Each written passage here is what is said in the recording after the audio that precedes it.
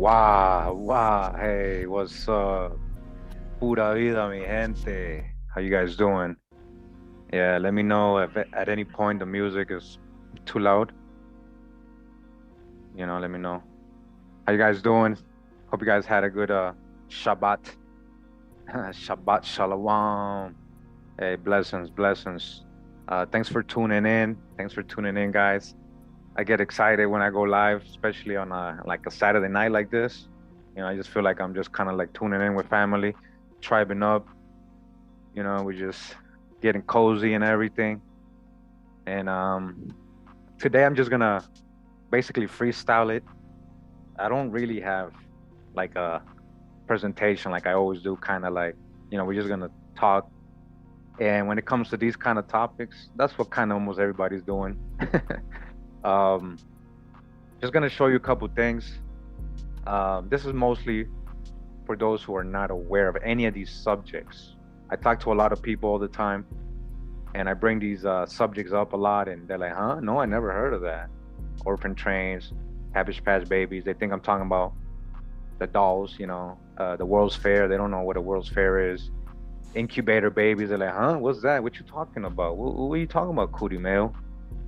So, I watch a lot of channels. I watch a lot of good researchers, a lot of interesting presentations out there on YouTube, different people, and I learn a lot, man. And certain things that, make you think, that you'd be like, wow, things that you already had in your mind, things that you kind of already figured, especially when we're talking about a more swarthier past, right? It just seems like before 1800s, I don't know, it just like seems everybody, it was actually more in general more swarthier, people, different shades of, you guys know what I'm talking about. Welcome to everybody that's new. Let me know if you guys can hear me, make sure if I sound good. Shout out to some of the producers, the music I'm playing. This is from Breeze 3000. Yeah. And shout out to the brother. He gave me a lot of beats way back in the day. I still use them. All right. Tone, what's up, bro? Make sure to check out his channel. Thanks to all the moderators here tonight. And, make sure you come in peace. If you come in a troll, you're planning to, just come and interrupt, my moderators will escort you out. We're just trying to build. We're just trying to keep it positive, trying to keep it respectful and everything, even though this is a touchy subject we're going to be talking about. But I'm going to show you guys I'm not the only one, saying what I'm going to say today. And I know a lot of you already know what I'm going to say. So, welcome. If you don't know anything about this, you're, be ready. Welcome to the Twilight Zone. Wow. Hey, King Katura, what's up? J9, thank you, as always. All my moderators, all the people who've been following me for all these years, I know the names. I know the names. I see you guys in the chat all the time. Trust me. Yep. All right, so where we're going to go today. So again, I'm freestyling it, guys. Don't expect me to be all quick and stuff. There's going to probably be some dead air here and there. Probably not. I'm pretty used to this, but here we go. Before I continue today, before I begin, we're going to come to this book today right away. We've read from it many times. This is a primary source. This is from 1750s. All right, so this is before the 1800s. All right, very important. Hope the music's not too loud. I'm still, I actually had to, my Instagram page got hacked, guys. And I believe it was by Instagram themselves, the security team. Then they try to, what you call it when they what you call it, when they try to bully you. I forget the word. Blackmailing you into buying it back, even though they already knew they weren't going to give it to me back, so I ain't going to get scammed. So I had to just let it go. I had 11,000 followers, but I got a new page, guys. Make sure to check it out. And since we are live, let me just go ahead and show you guys. All right, that's the beauty about being live. All right, so I'm up to 1,000 followers. I had 11,000. I just gotta get 10,000 more to catch up to where I was. Come on, guys, help me out. Yeah, I got my channel or my page not back, but I had to create a new one. So I've been posting a lot of good images here, as you guys can see, and all my collection of my colorized pictures.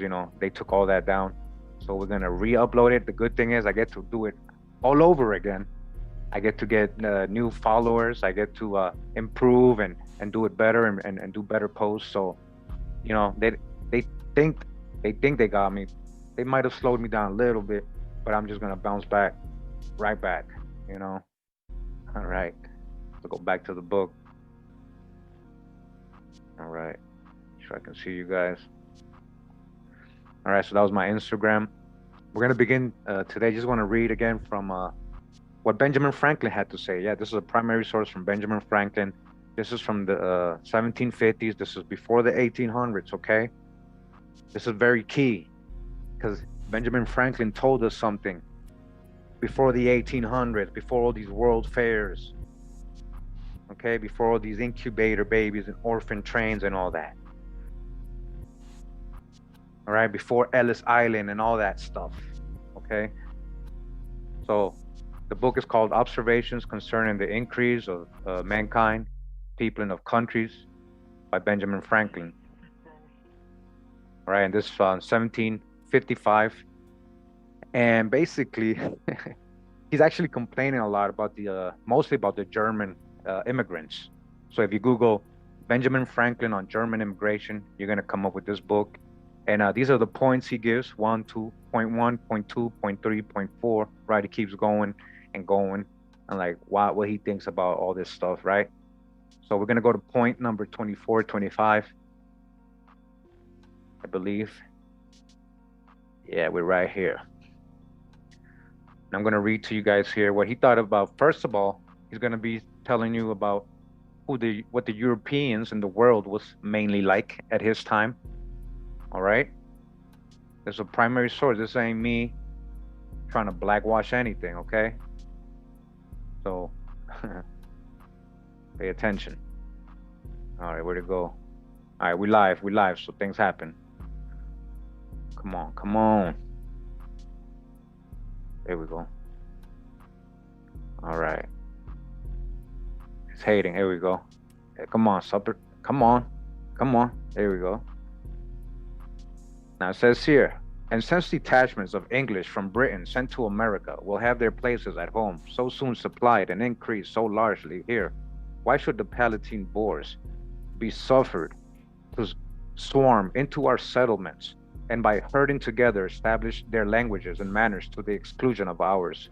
Why should Pennsylvania, funded by the English, become a colony of aliens who will shortly be so numerous as to Germanize us instead of our anglifying them, and will never adopt our languages or customs any more than they can acquire our complexion. The Germans, he's a Swarty, so-called black Germans he's talking about. Which leads me to add one remark, by the way. He says that the number of purely white people in the world is proportionally very small. All right, 1750s, pay attention. 1750s. Benjamin Franklin is letting us know, right? He's letting us know that the number of purely white people in the world is proportionally very small. All of Africa is black or tawny, right? Tawny is a dark complexion. Asia, chiefly tawny. America, exclusive of the newcomers, wholly so. America, yes, it's tawny as well, wholly so. It's black or tawny, wholly so. And in Europe, the Spaniards, Italians, French, Russians, and Swedes are generally of what we call a swarty complexion, okay? Swarty, so swarty. I don't have to go over the definition of Swarti. I know a lot of people try to debate me on Swarti. It's just silly because we've gone over so many numerous definitions from different dictionaries, very scholarly ones, and it's clearly telling us so-called black. All right, that's how you said black in different times. Swarti. Okay, letting you know the Spaniards, Italians, French, Russians, and Swedes are Swarti, as are the Germans.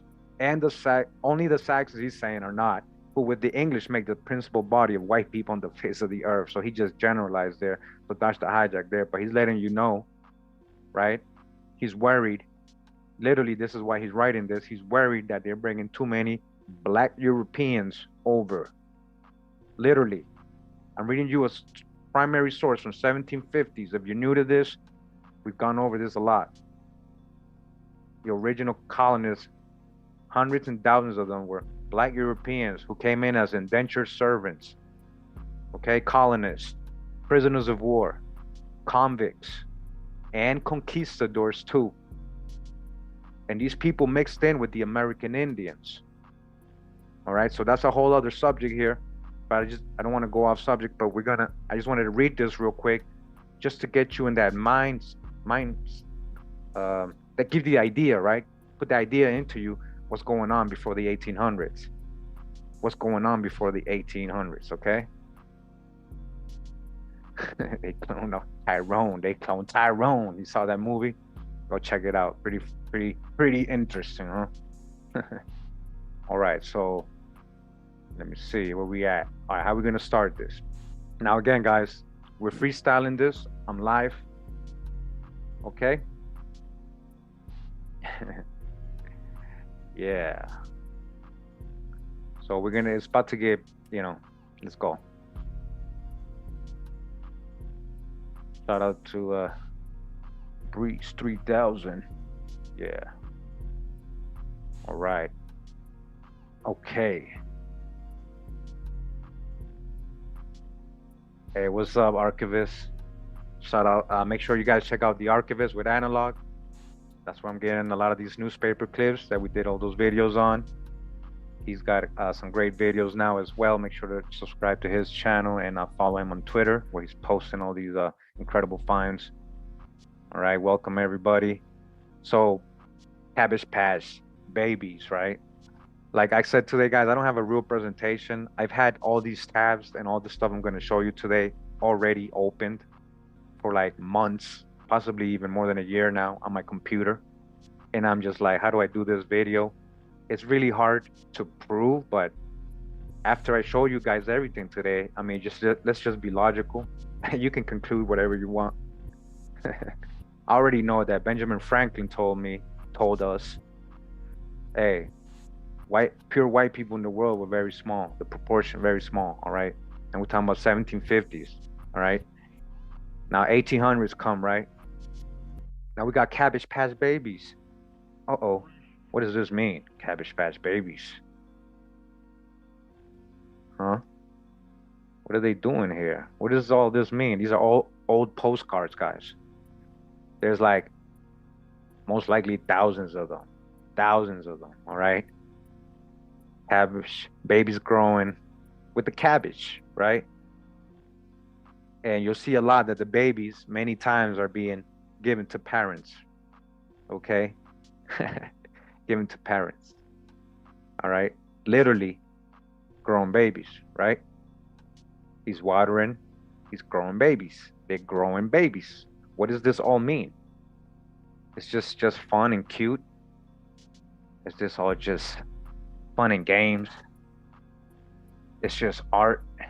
It's metaphoric. What does this all mean? You know, a lot of these are in French, and when you translate them, they literally say, you know, come by me, come take me home, come take me, I'm great, you'll love me, I need parents, okay? And these old postcards, there's literally numerous of these, you know, and you'll see different versions of them. Maybe them growing out of water, growing out of flowers, but it's all kind of like the same idea, right? Babies being grown, babies growing. or growing like cabbage, right? Growing like you can pick them. Like there's a big harvest. Like come and get them, all kinds, all sorts, right? And then they go in the hijack with the Cabbage Patch. All right. Babies in Cabbage Patch. All right, all these old postcards. Right? What do you guys think of this, huh? So there's a great channel, right? You guys all probably already know who I'm going to show. All right, let's see. Okay. So you guys probably already know Mind Unveiled. If you don't, that's a great channel. I mean, he's got like a whole he's got a very thorough breakdown, you know, based on his research of what he, you know, what he finding, what he believes in, it means, and you know, everything. And it's very deep, and a lot of things are very logical if you just follow. And I know a lot of you guys know who this is, and you know, I mean, look at the title. Repopulation postcards, right? Cabbage Patch Kids, 1800s cloning. I didn't say it. Babylon's babies. 1800s cloning. I didn't say it. Hey, I didn't say it. I didn't say it. But if I was the first to say it, then they would say, "Oh, you hate. Oh, you hate. Oh, you black watching. Oh, you hate." No, I didn't. You guys, check out these videos. All right, this is one of them. Did you guys know one of the first ever movies, or as they say, actually second, he kind of proved it might be the second movie, but it was about a fairy in the Cabbage Patch. You know, this lady named Alice Guy, the whole history of silent film. She's very important when it came to the silent film industry. She did hundreds of movies, which most of them burned supposedly or got lost, you know, but she was a big pioneer in this, and she's not really talked about. So you guys already know what I'm talking about. You guys saw the video. If you didn't, check out these videos again. All right, so he said incubator promotion, all right? Promoting the incubator. Look how she's delivering the babies to somebody, all right? And then he's got some other ones like this one, ancient cloning factories, all right? Again, I didn't say it, cloning. Foundlings and incubators, test tube babies, huh? Test tube babies, huh?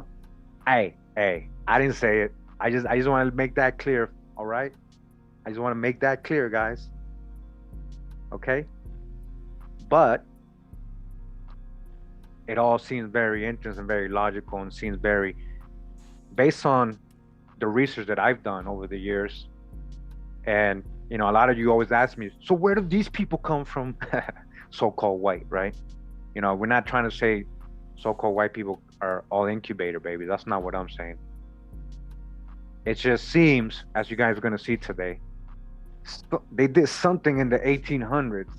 It seems like they were mass producing so-called white people. All right. Now, all right. Again, this ain't one of those videos where I'm going to show you sources and stuff, right? Go to watch these guys' videos. You'll see many sources. You're going to see how deep he goes. He goes pretty deep. He's done new videos on, it gets deeper, you know. And, you know, I'm there. I'm there in the back of the classroom pulling out the babies, literally. Pull out the babies. Pull them out of the cabbage. Pull out the babies. Dodge the hijacks, you know what I mean? Here and there. But much respect to Mind Unveiled. You know, I got to give him the props. He gave me a shout out once, I think, in one of the videos. You know, I watched a lot of his videos, so it gets pretty deep. All right, just wanted to make that clear in case you guys want thorough, you know, you want a whole presentation with the background music and the images going all over the place. Go check out these 3 videos. All right, go check them out. Okay, Archivist has a video on this as well, showing the European royalty raising thousands of babies. All right, go check that out. Archivist, feel free to add the link. Feel free to add the link so people can go ahead and check that out. All right. Yeah, so that's what I'm saying. That's kind of why I wanted to bring this up. You know, we're gonna freestyle it. Anybody has some questions? Anybody new to this? You know, this is what we're doing. We're introducing this subject. What I'm showing you right now is that these Cabbage Patch, definitely, these postcards are more than just some random pictures they were just doing for fun and making cute babies, right? Like, you got to look at each picture. They're all telling you something, literally. All right, like they're literally telling you something here. All right. So, real quick, we're gonna go to watch some videos. Let me see. Let me get them ready. All right. So this is one of the very first films ever made. All right, and this is what they're talking about. This is 18. This is all coming out 1896, right? 1896, right when they're actually supposedly inventing the incubators, supposedly trying them out, supposedly. But we know they had all this stuff way before that. All right, hold on, let me get the movie. Okay. We're gonna go to it right now. All right, so this is the Cabbage Patch Fairy. Alice got, this is a 1900 version. I'm gonna show you, after this, I'm gonna show you one from 1896, okay? So, yeah.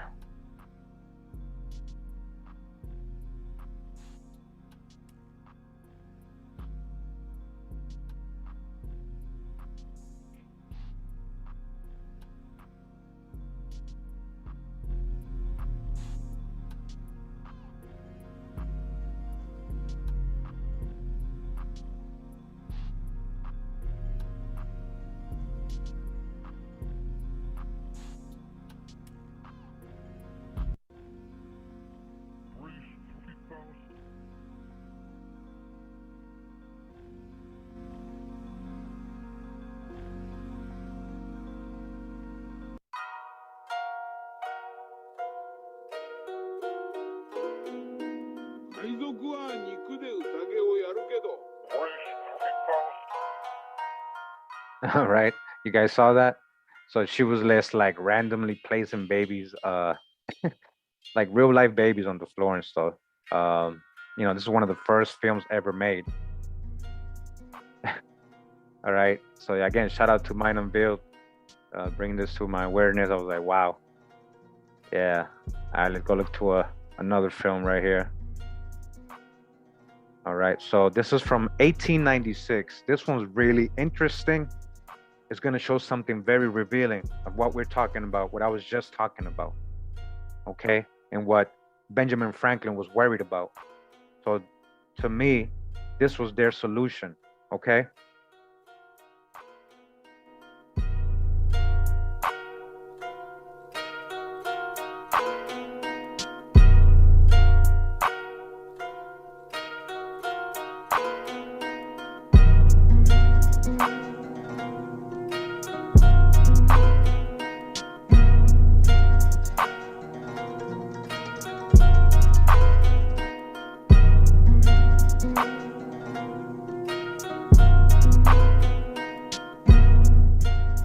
So she's like, hey, honey, I want a baby.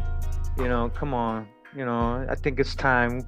He's like, oh, you sure? I don't know, man. Like, okay, well, if you want it, okay. Well, let's get married first. So, okay, I'll get you one. Don't leave me. We can go get a baby. Okay, it's just one. Just one. Silent films are pretty cool because you get to like imagine yourself what they're saying, with your own voice in your head. They're like, hey, hi, we'd like to see what you guys have here. We're interested in getting a baby. Yeah. So they're showing them, I guess, a sample. Got a little doll.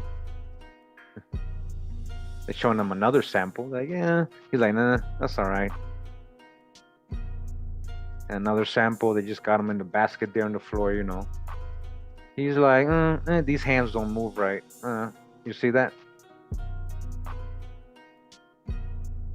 Yeah. And then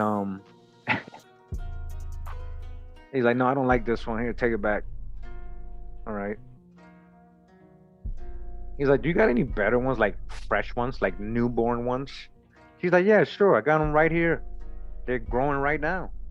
They're ready to harvest. I got them in the backyard.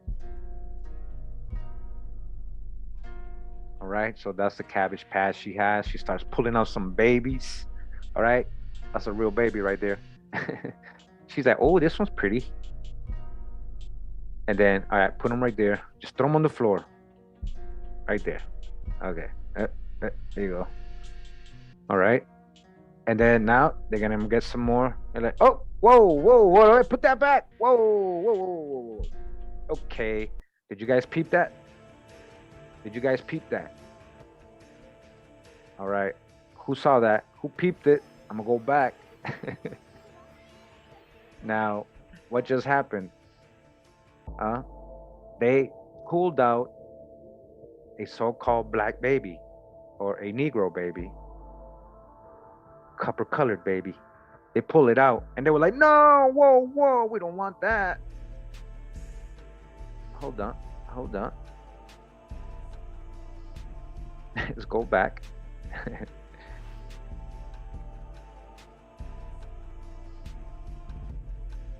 Okay.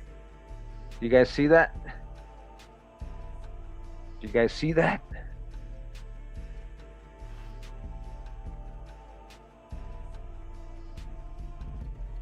All right. And watch what they're gonna do. Watch their reaction. Oh no, ooh, hideous. Oh no, hideous. Put that back. All right. And then let's keep watching.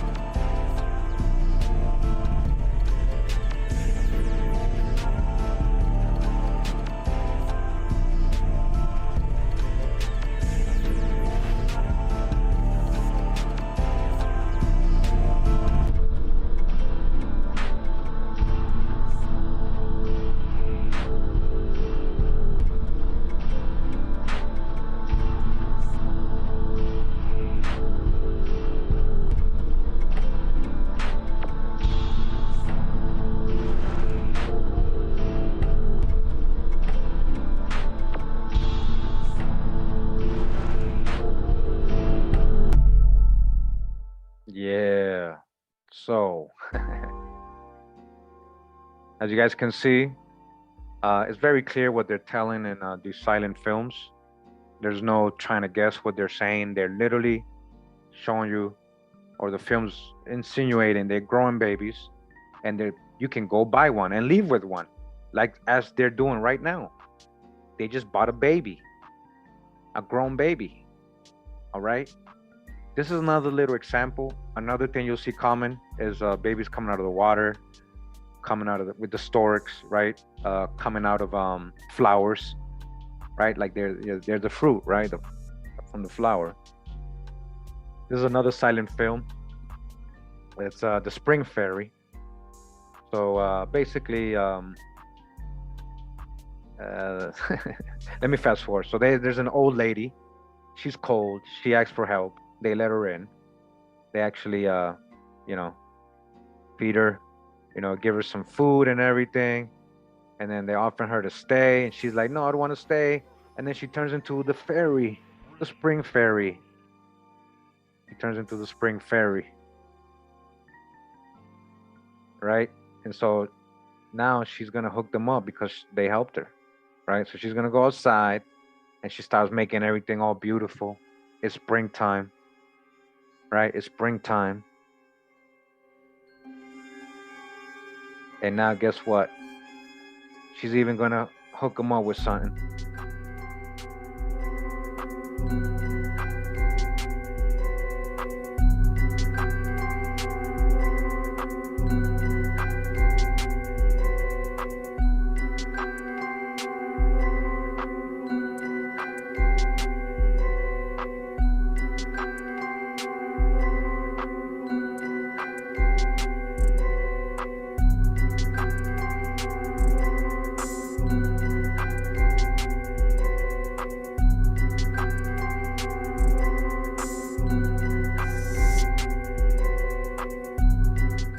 Yeah, that's how they were getting down in the 1890s with some hip hop.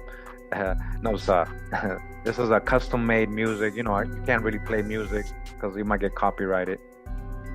But you guys get the idea. She's giving them flowers. She's gathering flowers. Bezo Breeze with the beats. Bezo Breeze.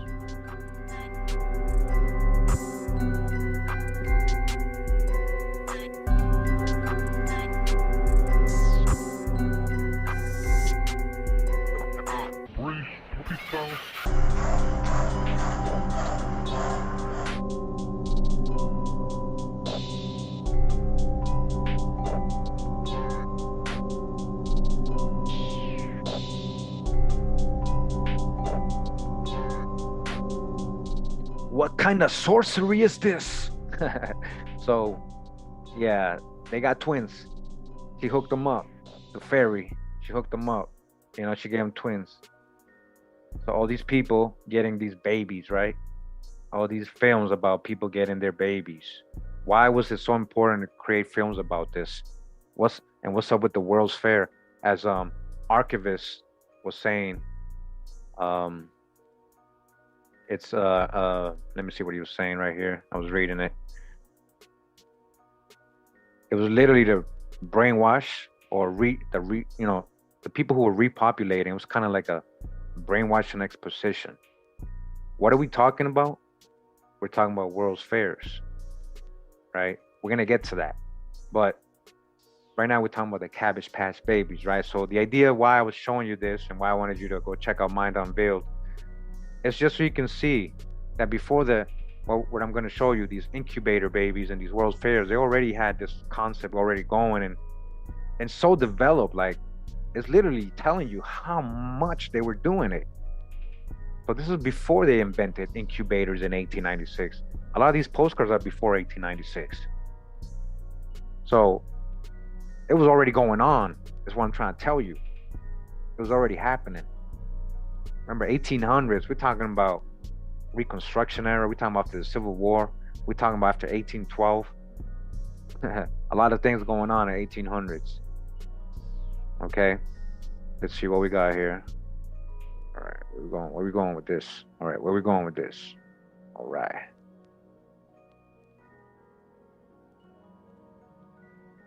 Okay, so now we're gonna talk about baby incubators.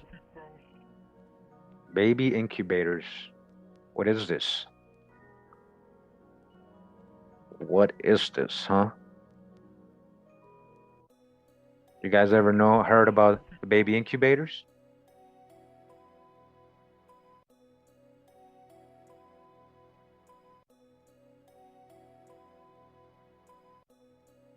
You guys see? All right, I got this in the cover. I just colorized it. You guys can see.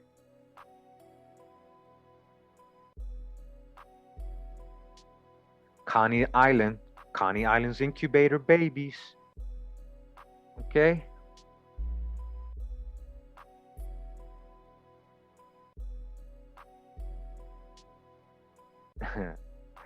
Come and get them. Look how he's holding them. Look how he's holding them.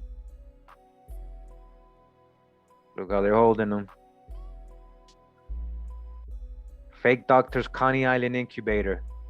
We're gonna read today a little bit. I'm not, trying to read too much today, but yeah, he wasn't even a real doctor. He was literally a showsman, like Barnum and Bailey. He made money off this, or my theory is they used this to fund their project. This is how they funded their project, and they did it out in the open. They did it in the open. What am I showing you guys? All right, we got a so-called black nurse here in this picture. The infantorium. So most of these images, again, are from the World's Fairs. An artificial foster mother, says here. Baby incubators in the Berlin exhibition. This is in Germany. So not just in the US, guys. This was happening in Europe. All right. This was happening out in the open. This was a big thing. I'm gonna show you guys. This was a big thing. This was a big thing. Nurse with an infant in the baby incubator. All right. So guys, I know there's rebuttals, there's so-called fake narratives regarding all this stuff, like everything else. So again, when you talk about these subjects, we do tend to go into the realm of conjecture a lot. But again, we have to try to be logical with what we're learning in this time, especially with this whole reset thing, the mud flood, these buildings are older, that you're an Indian, Columbus didn't discover anything, this is the true old world. So many things we're learning, right? So try to apply all that stuff we've been learning with what these other channels are talking about when they're talking about the mud floods and the reset. Yeah, who are they resetting? Who are they resetting? And who is the inheritors they're talking about? You know? They even say in themselves, they call themselves inheritors. We're the inheritors. We're the inheritors. Shout out to John Levy or Levi. John Levi or Levy. You know, I watched a lot of his videos. He's letting you know, just inheritors of something that was already here. Something that was already here. All right. Back up so you guys can see. It's a lot. They even made like funny movies about it. If you guys can see in this image. Incubator 12 months grown in 1 hour. Look at that. Were they really doing that? And you know, if they were kind of like, let's say they were cloning, right? You would need incubators. You would need incubators for these clones. Again, that's why I said, go check out Mind Unveiled. He gives all these ideas. He's talking about all this stuff. So again, I'm not the one saying it. Everybody's saying it. When you start looking into things, right? And you can Google baby incubator world fairs, and you're gonna get all the images, right? This guy with his weird hat, I think that's the fake doctor when he was younger. He did it for years. He did it for years, guys. That's him right here when he was younger.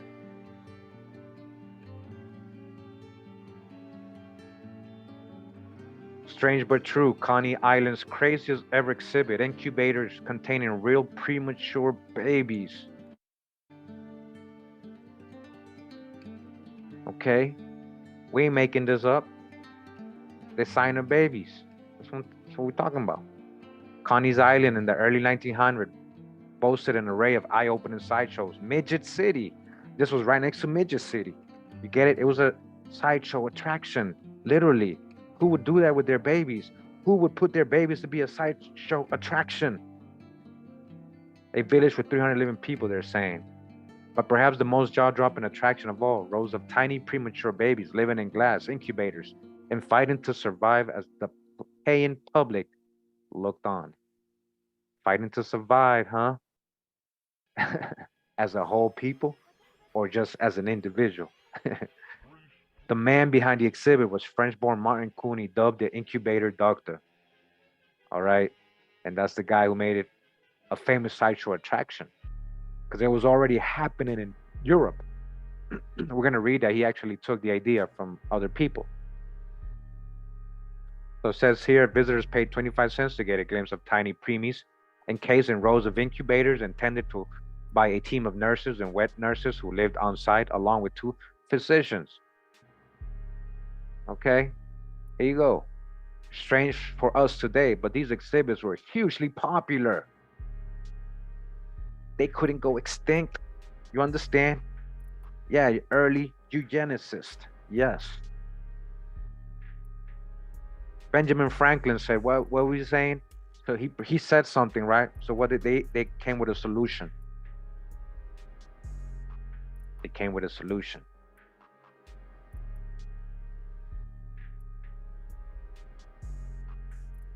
Right here says, New York Post, fake doctor saved thousands of infants and changed medical history. A fake doctor. when Marion Conlon gave birth to twins earlier than expected. All right, so we do supposedly have some true stories, and I'm sure they added some true people here and there. But you gotta understand, this is supposed to be people from all over the country, and how they get premature babies in those times into Coney Island. They're prematures. So then we gotta trust the stories too. All right, so you guys can read it. You guys can read it, but a lot of the time, you eventually realize the people themselves who's telling the story say they were told. Most of these people said, I was told. I believe I came from. I was told. My parents were died of this. I was told. Okay? He's not a real doctor, guys. The crime of the decade. St. Louis Post. 2 infant graduates among the premature babies displayed at the incubator exhibit at the 1904 World's Fair, photo courtesy of the Missouri Historical Society. They had World's Fair, Missouri. Okay, the St. Louis Fair, very popular. Got some images for you guys. The St. Louis incubator could not save its life. Little Esther Simpson, the neo 1-pound midget. Okay, so this is just a random story. They're calling her a midget and everything. See how they talk about the people here. But yeah, this was popular. Some more images. I mean, you're gonna see him. All you gotta do is Google it. Yeah, we'll get to the orphan trains. The over incubated baby. So this is a silent film again. This is from this channel if you want to go check it out. Joan Stone. All right. And okay, check out this image. What's going on here? She's giving birth. All these scientists, fake doctors, showsmen.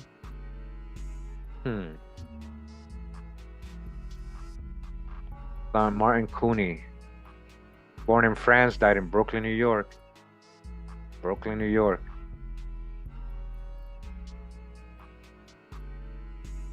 And guess what happened to Coney Island, guys? It says here, $5 million blaze sweeps Coney Island. 4 blocks on boardwalk destroyed. Huge crowds watch. 6-hour battle. Coney Island destroyed. The Great Fires. The Great Fires. Let's hide all the evidence. Let's destroy and reset everything so they don't remember what we did. Coney Island destroyed. Somebody say Maui. Uh-oh. The Infantorium.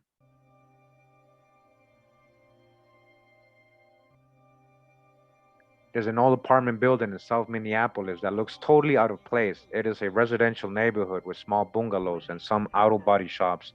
And in the early 1900s, it used to be part of an amusement park called Wonderland. The park's biggest attraction wasn't the roller coaster or the dance hall or the log flume. It was a sideshow called the Infantorium. Visitors would pay 10 cents to enter a spacious room full of glass boxes that were incubators with tiny premature babies on display. But despite how weird this whole concept might seem today, this wasn't the only place this was happening. According to Lauren Rabinowitz, an amusement park historian, at the turn of the century, incubators for premature babies were widely available at fairs and amusement parks across America rather than hospitals. Huh? Why not in the hospitals?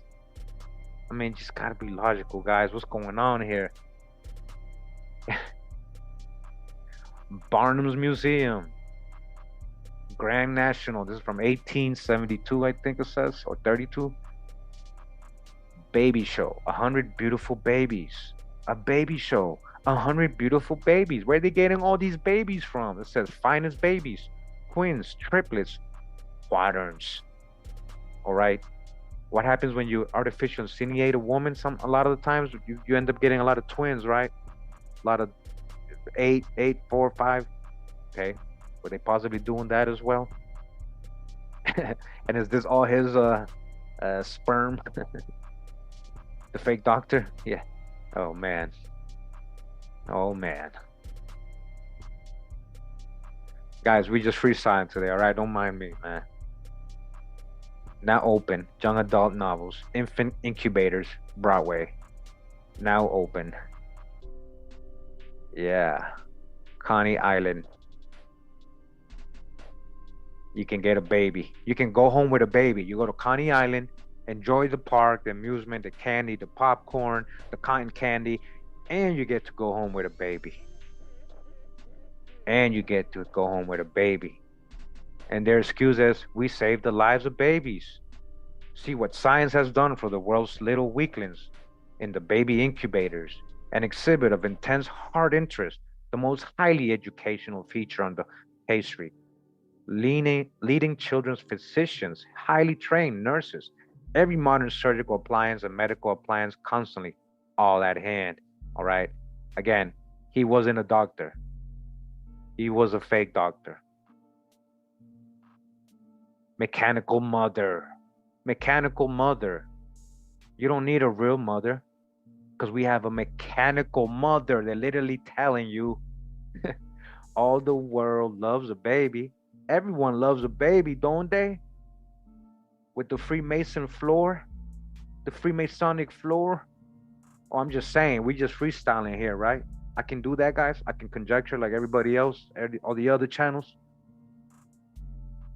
All the world loves a baby, and you don't even need a real mother because we got mechanical mothers. Man-made machines have again triumphed over the seemingly unconsiderable forces of nature with the invention of the mechanical mother, one of the outstanding marvels of the medical world today. So incredible, an engine that thousands of people anxiously pay for the privilege of getting a peep at it, is the baby incubator perfected by Dr. Martin A. Cooney. Okay? Thousands of people paying anxiously, paying money, paying funding. In this age, when the trend has been pronounced in the direction of machinery, it is perhaps not astounding to remark that the robot mother is here at last. The robot mother. All right? All right. Body bag for the illusion. Robot mother, Unbelievable as it may sound, guys. Unbelievable as it may sound, Dr. Cooney's incubator machine actually serves as a substitute for a mother in the crucial stages of a baby's life. That's it. That's all I got to say right there. Okay. 14 weeks in incubator, child born 3 months before it was due. Oh, yeah? You sure it was born? Or made to born? Or born? Yeah. Yeah. 1939, New York World's Fair. They're still doing it in 1939. Baby incubators. The cost to maintain a baby was $9 a day. Babies were kept at a constant temperature of 85 to 90 degrees. They were fed every 3 hours, but some were fed hourly according to their nutritional needs. All right. You can read on and read on. You know, try to look for the sources here and there. It's hard. You ain't going to find none of these parents, supposedly. I want to see a real story, not just like they got the same story. Like it's the same story that one or two parents, 2 or 3 survivors here and there. This was thousands of babies, thousands. All these parents just gave up their babies like that? Man. Incubator baby shows, a medical and social frontier. All right, this is from the History Teacher, Volume 35, Issue 1. America's first hospitals for premature infants were built at the turn of the 20th century at fairs, amusement parks, all right, and expositions. These hospitals represented both a medical and social frontier. They had a great impact on American medicine because they demonstrated success of caring for premature infants using the robot moms. We don't even need real moms, guys. And where were they doing all this? Show you guys. Where were they doing all this? Most of this, a lot of this was in the world fairs. What are these world fairs? All right. If you guys never heard of this stuff, hey, welcome, Ed. There's a lot of good channels out there now, and did you guys know you can Google it, you can put it on the search engine on, YouTube, and hundreds of videos will pop up. Okay. All right. The world's fairs. World's fairs, huh? World's fairs. Let's see what they're saying about the world's fairs. World's fairs are also known as a universal exhibition or an expo, is a large international exhibition designed to showcase the achievements of nations. These exhibitions vary in character and are held in different parts of the world at a specific site for a period of time, typically between 3 to 6 months. The term World Fairs is commonly used in the United States, while the French term Exposition Universelle is used in most of Europe and Asia. Other terms include World Expo, Specialized Expo, with the World Expo used for various types of exhibitions since at least 1958. All right, so check this out. History. 1791, Prague organized the first World's Fair, Bohemia. All right, we're talking about 1700s. Did they have incubators back then? Why not? If you guys only knew, like, the technology, the so-called old world technology these people had. I'm gonna show you they were lighting all their buildings at night. This is before they invented the light bulb. Like, you guys already know what I'm talking about, the ones who follow this stuff. I'm heavy into it. I follow a lot of channels and I'm learning and soaking it all in, trying to understand where our truth fits into all of this. All right, so they're gonna say, yeah, they built these temporarily, and then they just all of a sudden destroyed all this stuff, guys. I'm gonna show you some pictures now. I'm gonna show you what they destroyed supposedly and built temporarily. All right.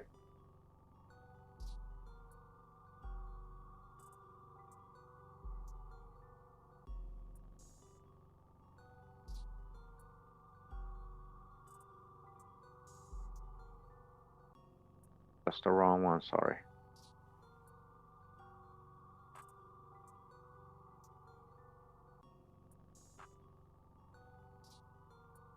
Okay. Yeah.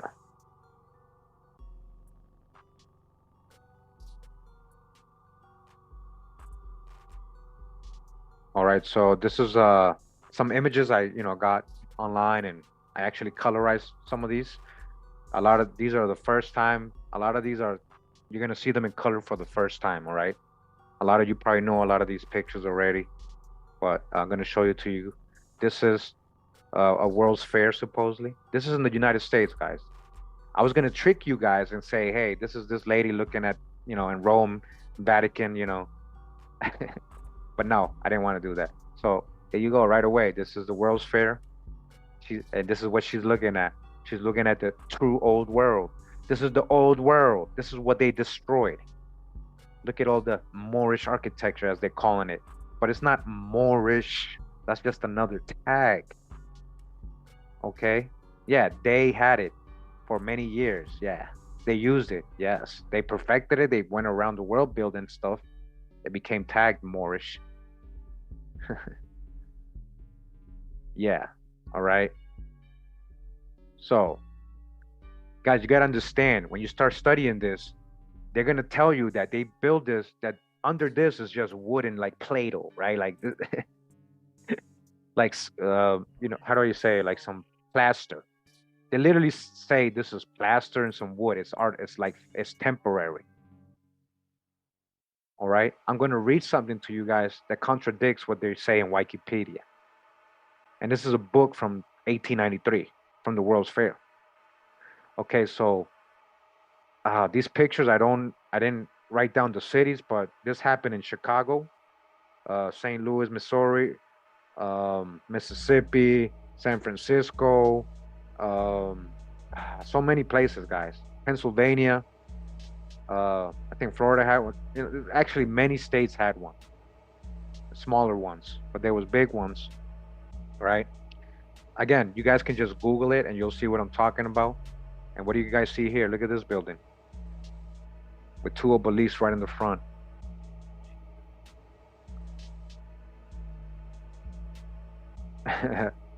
Hope you guys enjoying the. I wish I was actually watching the video with you guys. But I like that I'm showing you guys this. I wish I was actually talking to somebody though, like I was conversating while I was doing this, you know. All right, we're gonna keep going with the images. All right, again, this is all here in the state. This is here. All right, and again, you're gonna see mostly so-called white people and all these things. It's like Archivist was saying earlier, it's like they were reprogramming their orphan babies, or like the people who survived, or the people after the reset, and they were kind of like teaching them an indoctrination of our history today, you know, the fake history that we learned. You guys understand? They had actually they literally had and I'm gonna agree with a lot of the haters that come at me. They literally did have Filipinos dressing as Indians in these fairs. They were given this false image of a lot of history. So even though they say, "Oh, this is about the achievements of world history," what world history? When you're teaching fake Egypt, that's not real history. You get what I'm saying? When you're showing fake Indians, you know, that's not real history. All right. But maybe they had a plan. It was all for something. All right. This is all here, guys. You guys want to know where it is? Just Google World Fairs and then go through the images and start reading the different articles. It'll tell you the different places where these images were taken. All right. This is not just Washington, D.C. This is not Italy, the Vatican. This is what they supposedly took down. Why would they take this down? And why would they build all this? You know, and we got to believe that this is all just wood and plaster and not real marble, not real, as maybe as Paul Cook saying, geopolymer cement. Real. Because when you look at the destruction, you don't see wood and plaster. You see heavy rocks and cement broken up. Yeah, what they call in Tartaria. Literally, that was the kingdom of Prester John before it was called Tartaria. Who took over the kingdom of Prester John? King David, King of Kings. Yeah, world empire. That's a whole different subject. Don't worry. Step by step. We're going to go step by step. Because it can get confusing for some who are not, you know, don't got their feet wet with all this stuff. All right. So again, these are the World Fair pictures. And these are the kind of places where they would have their little incubator baby museums. You see the little boardwalk? So you can find an incubator museum here and possibly go home with a baby from Coney Island and all these other places. All right. Now look at this image. This is a real image, guys. This is here. I think this is in Chicago, if I'm not mistaken. This might be the Chicago one. Look, this is not ancient Rome. It was no ancient Rome. This is Rome, or Ramon, or Roman, which is the pomegranate, which grows in the promised land. All right, you guys see this image? Why would they take this all down? Why would you take all this down? And we're to believe that you just build all this temporarily out of wood and plaster, huh? Yeah. Hold on, guys.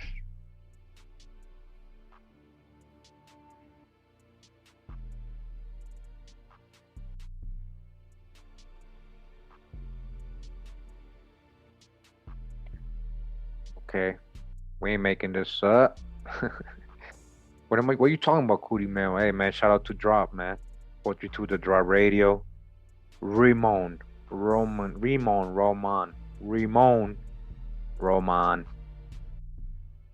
Yeah, what is it? It means pomegranate. Ramon, pomegranate. People of the promised land. People coming from where the pomegranate grows.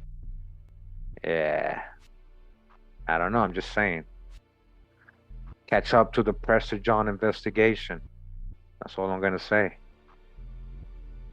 All right, let's go back to the images. All right. World's Fairs.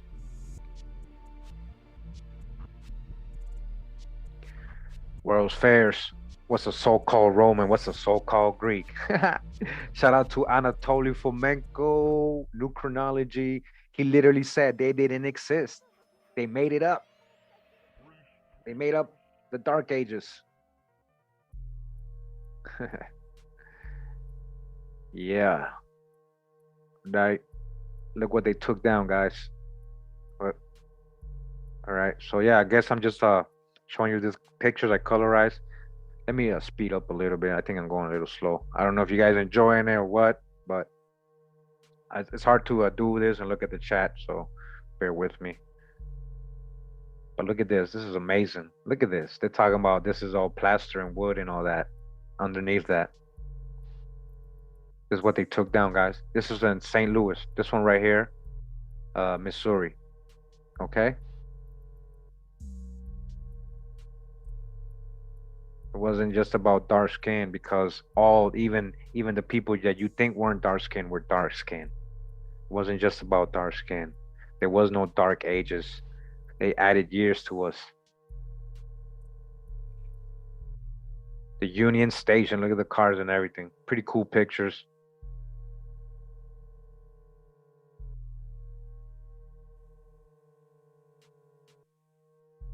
Yeah, make sure everybody's being cool with each other.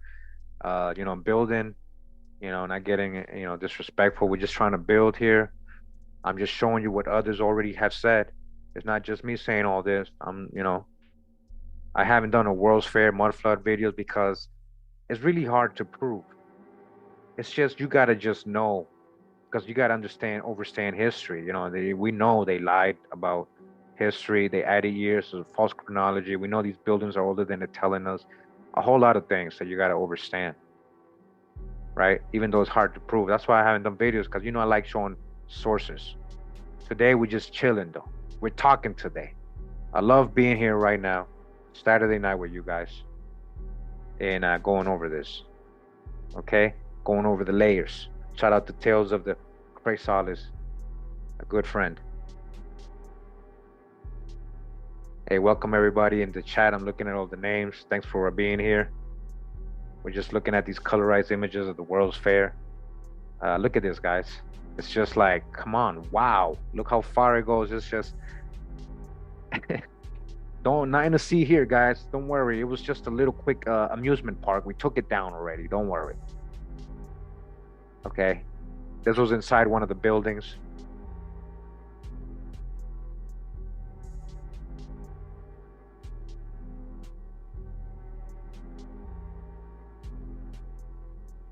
Wow. And where's all the black folks?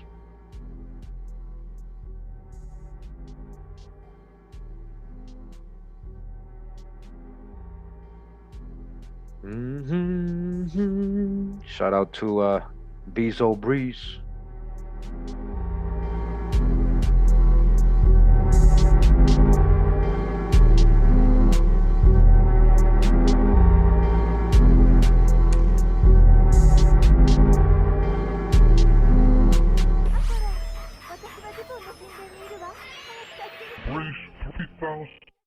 See the obelisk?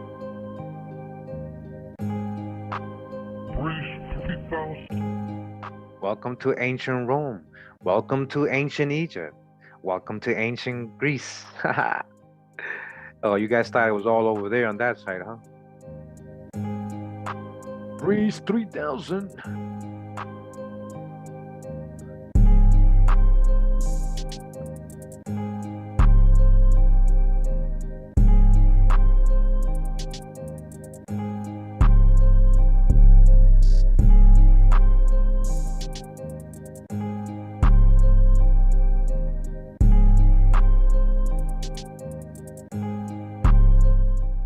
So one of the most amazing things about these fairs is that they were completely lighted up. They had electricity. This is what it looked like at nighttime. They had light shows, amazing light shows. There's images coming out of newspaper drawings or articles from the European countries from the 1700s, 1800s, showing buildings with light bulbs, electricity, all this stuff existed, guys. It wasn't Benjamin Franklin. Do you guys understand? Benjamin Franklin didn't invent electricity. Freemason, same guy who said that white people were very low in the world at his time. Their population was low. They were an endangered species. He was worried. Okay? That does. Now, this ain't. I know it sounds ugly the way it's being said. But hey, what if we were more melanated back in the day, like most of the world? I mean, the research clearly shows it. You know, science is starting to show it. We're talking about Shetterman, talking about the first Irish. You know, we're talking about the Indians here. We're talking about all over the world, the first Asians. And so what? What if your ancestors were melanated, more darker than you are today? Like, you know, and I'm not saying there wasn't so-called white people. I believe there always was light-skinned people. Yeah, I believe there was always light-skinned people. I just believe it seems like there was a mass production of paler-skinned people going on in the 1800s. All right, we're not even done yet, guys. Hold on, like we're still going. All right. So, you know, I hope we like past colors. I know it seems like my channel focuses a lot on that, but it's just because we got to tell the story correctly. We do have to address that. We got to address the elephant in the room. It doesn't matter how uncomfortable you guys get. You know, if that's what it's showing us, that's what it is. It's saying it's ain't about blackwashing, you know. But it's okay. As humans, you know, with souls, you guys should understand we live in a matrix. There's a big movie going on. It's bigger than complexion, and we're gonna see that one day. But what I'm showing you is literally the movie playing out, the reset in real time. You know, back in the 1800s, 1900s. You know, it happened. Like you guys can see Reconstruction era, like it's really happening. Look at this. This is like, look at that. Wow. It looks like when you colorize it, you can actually, like, just like, it just looks a lot more incredible to me.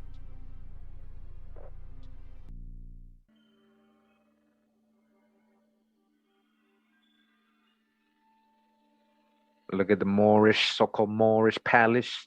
It even says Moorish palace. With the Egyptian temple right here. This is from 1893, it says. And I believe the 1893, let me see, that was in, let me see. At the World's Fair, the Cosmopolitan.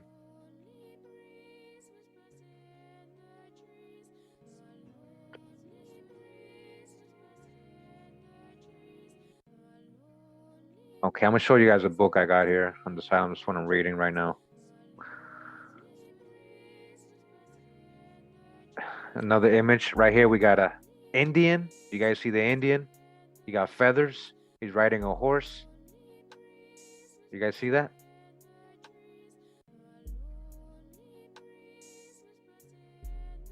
All right, hold on. This is a nice little beat. We're gonna have to go back. Hold on, because this is like a dream. It's called Dream Breeze.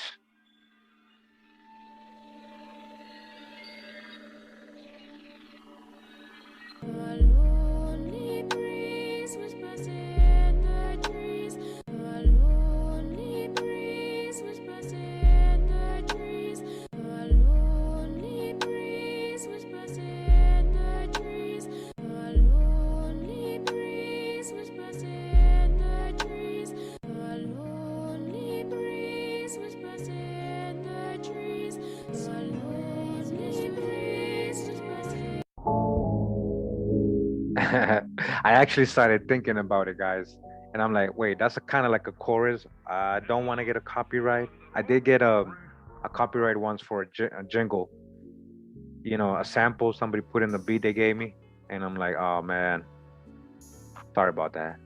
But I hope you're enjoying the images.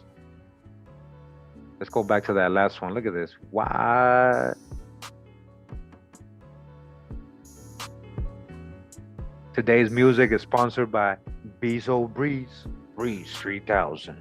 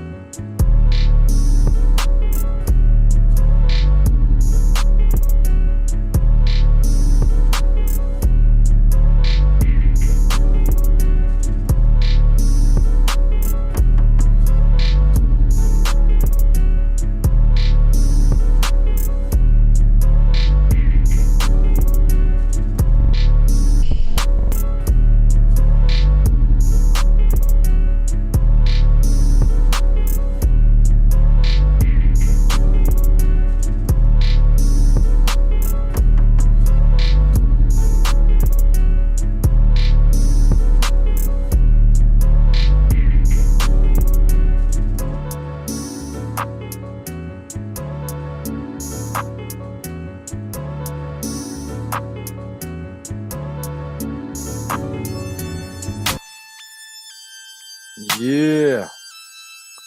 Yo, big shout out to Ocelot, Ocelome 12. He's in the chat right now, guys. Ocelome 12. These are his beats right here. Thanks for the beats, brother.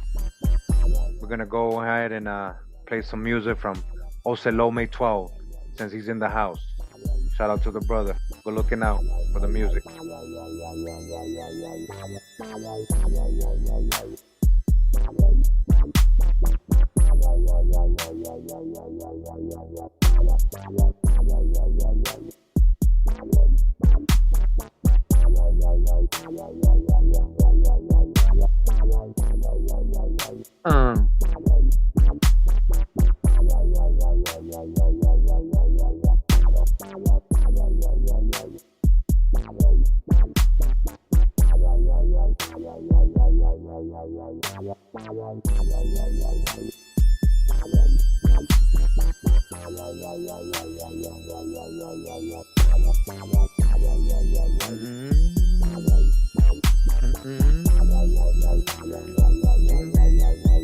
This game.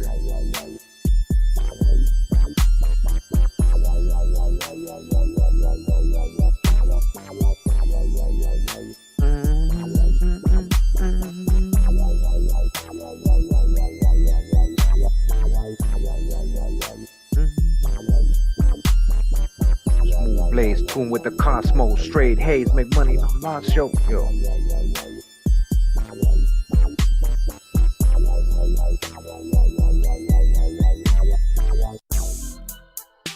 Ooh.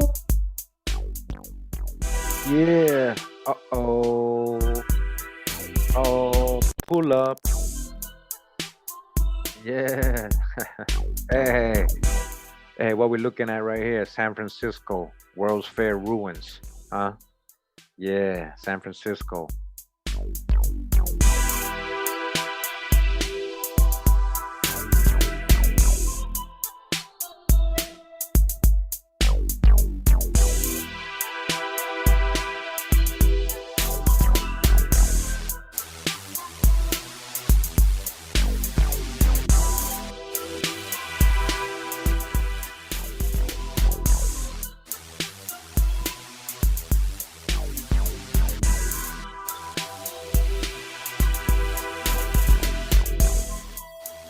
So we got bird's eye view of Jerusalem and Missouri in St. Louis, Missouri. Jerusalem, bird's eye view. All right. We're just talking about Rimon, right? The pomegranate, the promised land.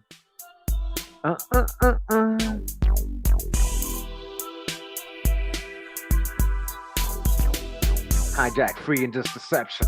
I see through the lies and see my perfection. Invisible to raiders and scanners, no detection. But they after me cause I set them free.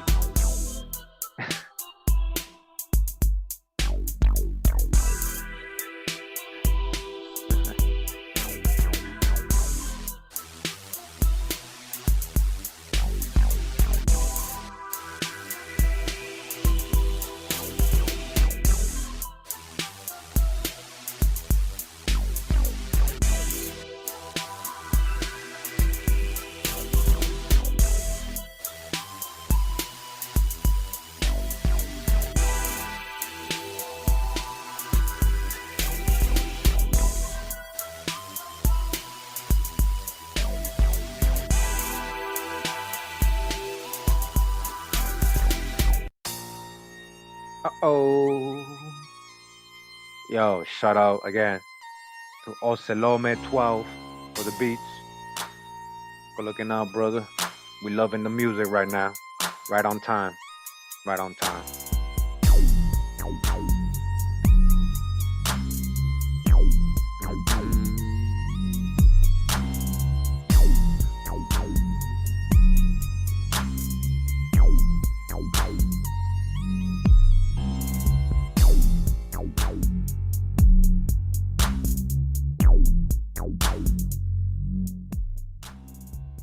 All right, so right here we got one of the older versions of one of the incubator babies, or incubators, as I was trying to say. You know, this is like a wooden one, and she's like over there working it. This is real old picture.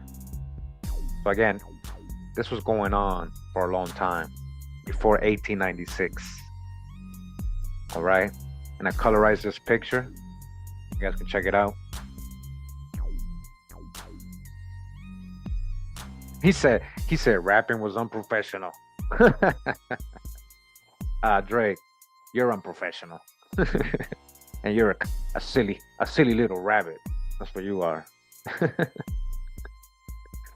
All right. So, baby incubators, infant incubators, they're living. Come check them out. They're right here. Come check them out, baby incubators.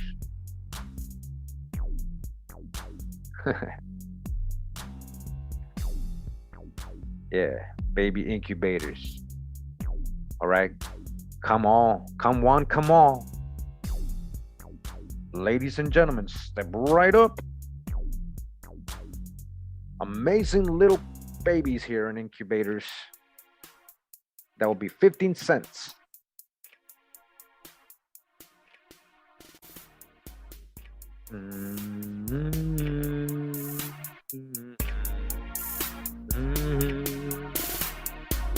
He don't like me rapping.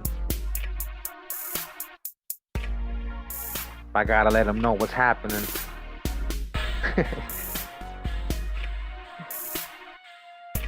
Cause the knowledge you be lacking.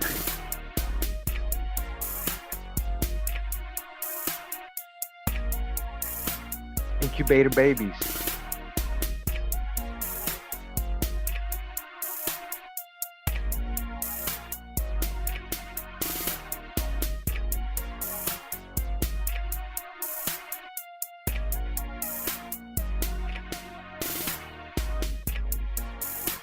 Many roads lead to salvation. Many laws, but none help the nation. No republic or democracy, just corporations and hypocrisy. Misinformed population don't know their history, such a tragedy. Propaganda, media, reverse psychology. Breaking spells, spitting ghetto philosophy. From the beam to the third world with my fist up anarchy. And though I seek peaceful measures, I know they just want to enslave us. But we equipped with knowledge and Berettas. Crazy fellas and also professors. Priests, kings, we chant down oppressors.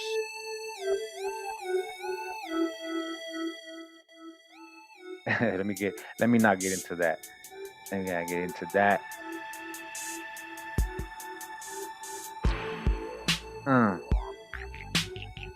Shout out to Ocelo Med 12 for the beat.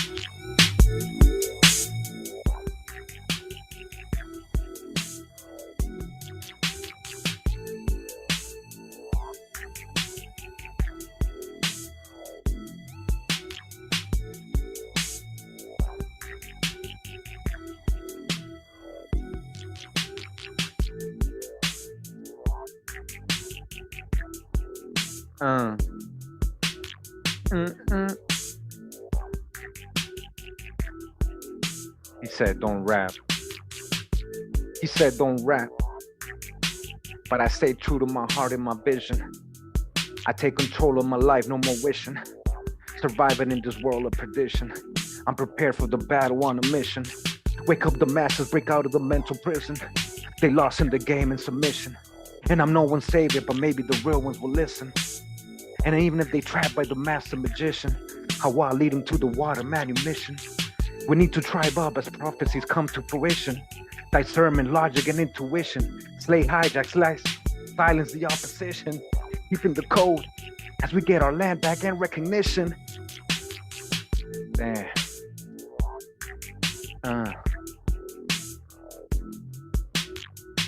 As we get our land back and recognition.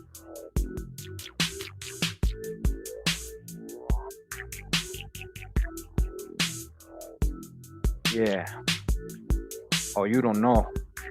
You think you know Cootie Mail, but you don't know Cootie Mail. Not yet. Infant incubators with living babies. Come see them.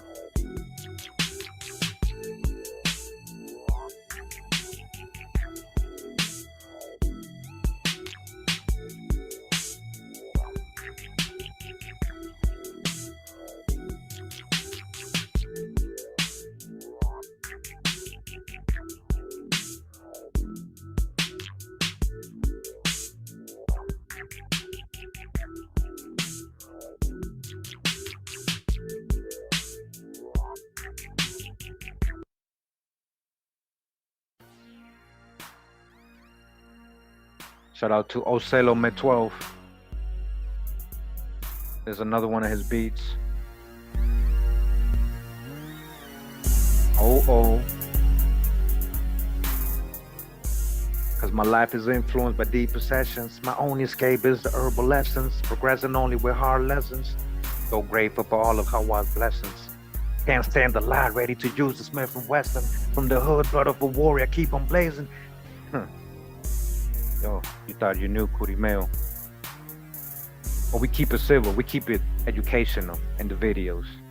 But they rely on the fiction. I say wake up and rise from your own crucifixion. I say at 44, only one, no competition. Giving thanks, keeping the code with no ambition. Follow my spirit, this ain't religion. I know Hawa, no believing. Dracons on a mission. Surviving the times, even with the afflictions. Exiled in your own land under submission. Tricks of pirates, holy Roman imposition. Careful with these nations that remain among you, no restrictions. Don't mention the name of their God's prohibition, nor bow yourselves unto their God's disobeying exhibition. No other gods before me is clearly written, but they blind and deaf, seems the programming real. They can't concentrate, these words break the spell, they help stimulate. The time is here, make the change, don't wait. Go against Hawaii, you tempting fate. No blood in my cup, be righteous, it's never too late. Food or agua can't destroy what the Creator make.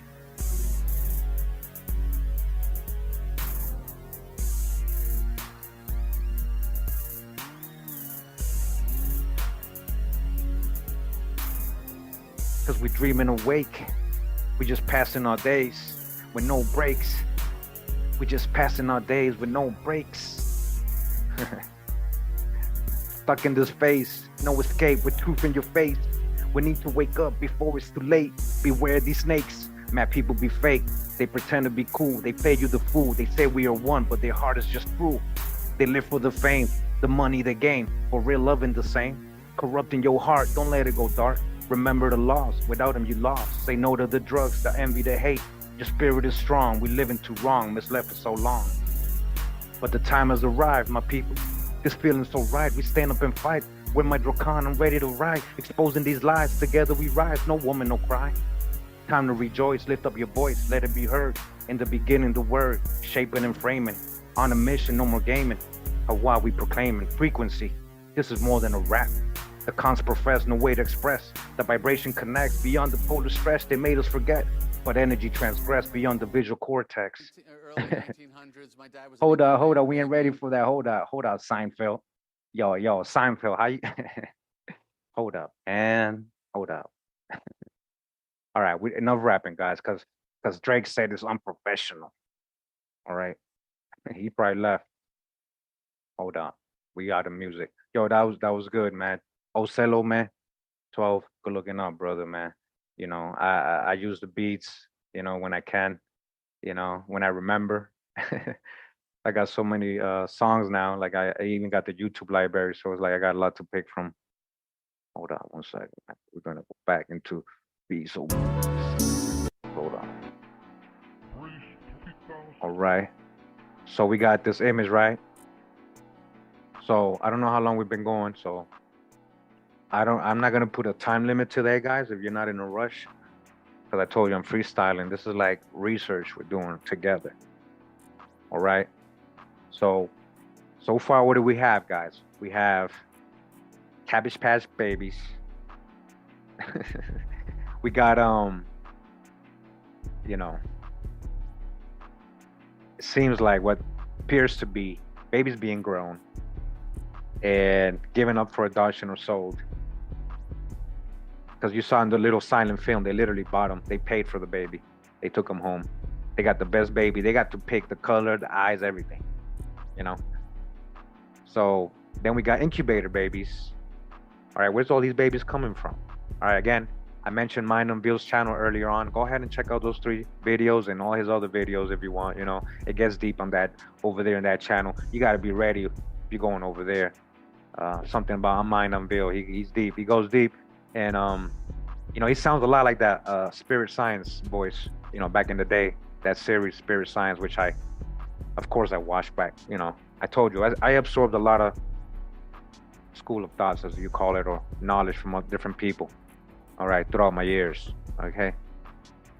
But when we're talking about reality, when we're talking about true foundational truth, you know, it's all gonna lead home back to here, and this is what we, you know, this is where it led me, just like it led Graham Hancock all around the world. Just like me, I was always into history. I was into ancient Egypt, ancient Greece, all that.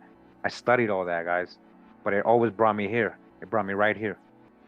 It brought me all back home, full circle. That's what it did with Graham Hancock. He realized that at the end, after all his books, which I read, his last book, America Before, you know, he realized that it was right here the whole time.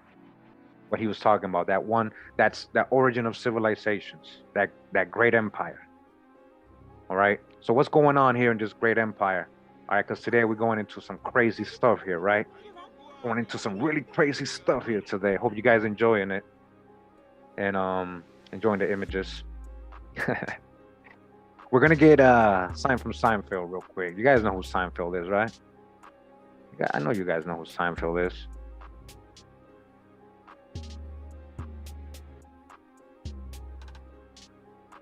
Yeah.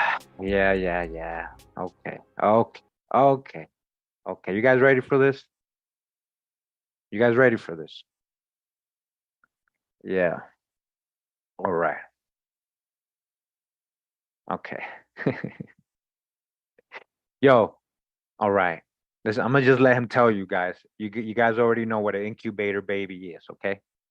Early 1900s, my dad was an incubator baby. Hold on, Seinfeld. Hold on. Early 1900s, my dad was an Hold on. Early 1900s, my dad was an incubator baby in Coney Island. He was on display. They had just invented the incubator. He was. You could literally tell me anything, I'd believe. No, it's true. Yeah. Totally. Hold on. Early 1900s, my dad was an incubator baby in early 1900s, my dad was an incubator baby in Coney Island. He was on display. They had just invented the incubator. So, guys, the thing is, he's literally telling them the truth. and they're laughing like it's a joke. They're not even taking him serious. The other guy said, "You know what? I'll believe whatever you say." And he's like, he's laughing because he loves the fact that they think it's a joke. It's better for him.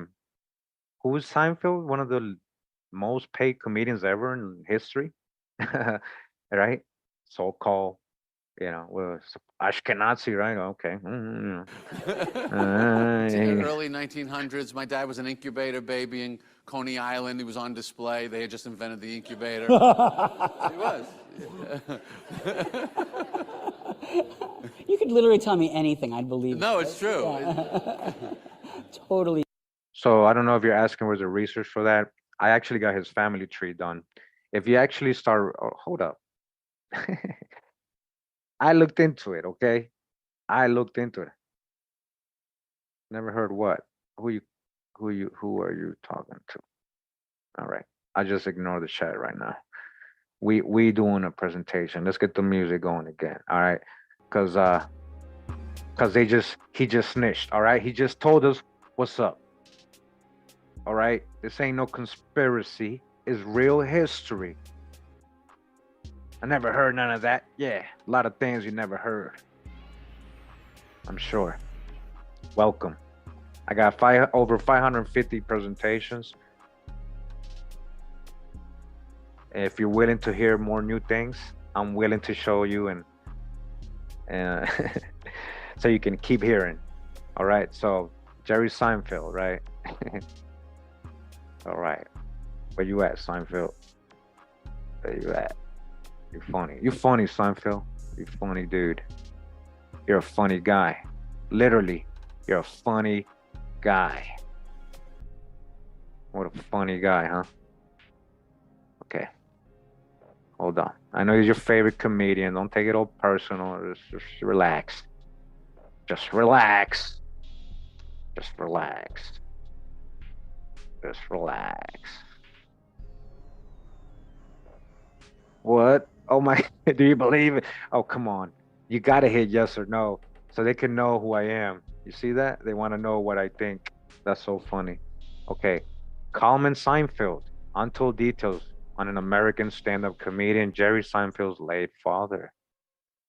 Guys, believe it or not, I do have his tree, right?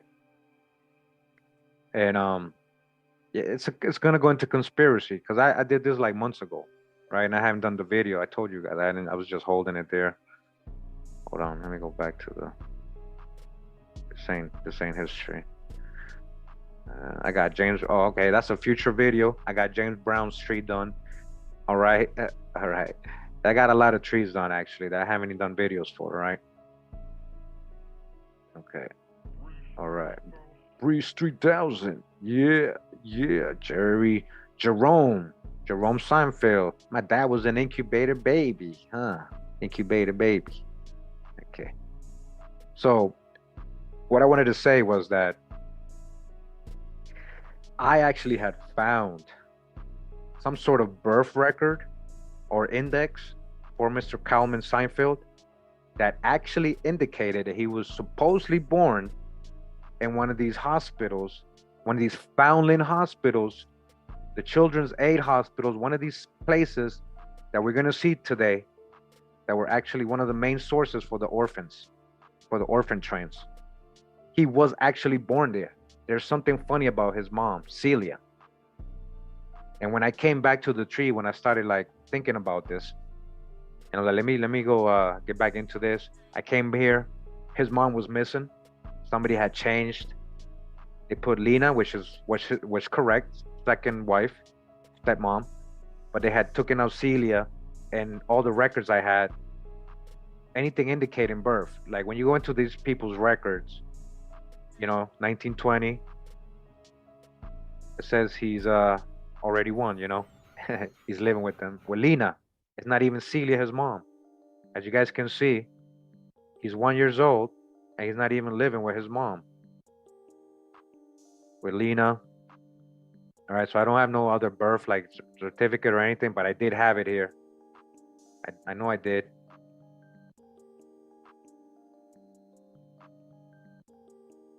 All right, so this is another record. Okay, either way, let's go rate this because it's gonna expose their lives. So, Coleman Seinfeld is the late father of American stand-up comedian, actor, writer, and producer Jerry Seinfeld. Okay, we know that. He was married to Betty. All right, died 67. So they say he's of Hungarian heritage. Jerry Seinfeld's late father, Coleman Seinfeld, was born the youngest to his father, Shimshon, and his first wife, Celia, in New York. So remember, by the time he was 1, he was already living with another person. And Celia, there's very hard records to find of Celia. Like, a lot. Like,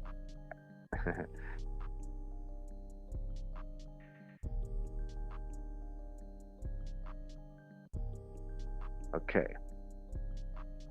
Says, talking about his parents individually, his father was Shimshir Simon Seinfeld, the son of Jonas Seinfeld.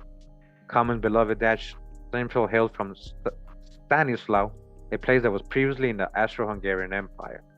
Likewise, his mother's name was Celia. Okay, so this was just like confirming. Okay, so this, I am reading this just so you confirm that I have the tree. I have Shimshir, Simon, and Celia, right? Ball, that's what I was able to find. And Betty, his wife. Okay, I just wanted to confirm that. Okay. Jerry Seinfeld opens up about his childhood. I was never funny around my parents. Okay, let's see. Not that there's anything wrong with that. Jerry's parents, Coleman and Betty Seinfeld, were both raised as orphans. Okay? All right? Both his parents were orphans. Jerry Seinfeld's, all right? Same guy who just said his dad was an incubator baby. So if they had parents, as I'm seeing here, it just doesn't make sense why they were orphans when I got parents. I'm going to show you the stories they say about their parents, that they died young, when the genealogy is stating they died in the 70s. All right, 39, 41. Well, this was pretty young, but he was already in his 20s, 30s by the time the 40s came. So he wasn't young. He was, like, when you're 21, are you an orphan? If your parents died at 21, are you an orphan?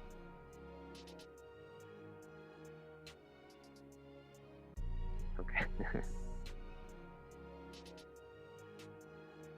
So supposedly they were really poor, and you know, he just started his own sign company and all that. You guys can read it. All right. Hold on. I just wanted to read that real quick. Let me see. All about Jerry Seinfeld's late mother, Betty. All right, fair use. Hey, let's not. I know we're talking about one of their elite here, so hey, you know.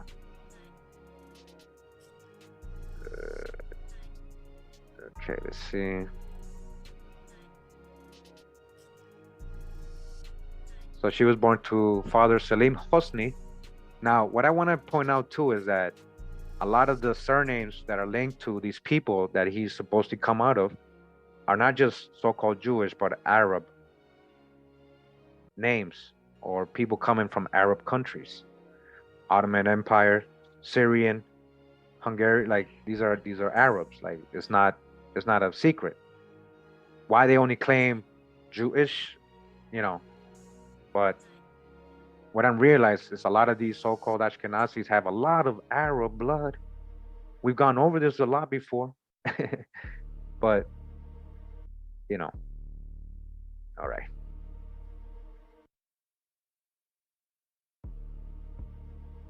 Says, before her birth, Seinfeld's parents already had migrated to the United States around 1909, 1910. Both her mom and dad passed through Ellis Island on board the SS Florida and SS Hudson.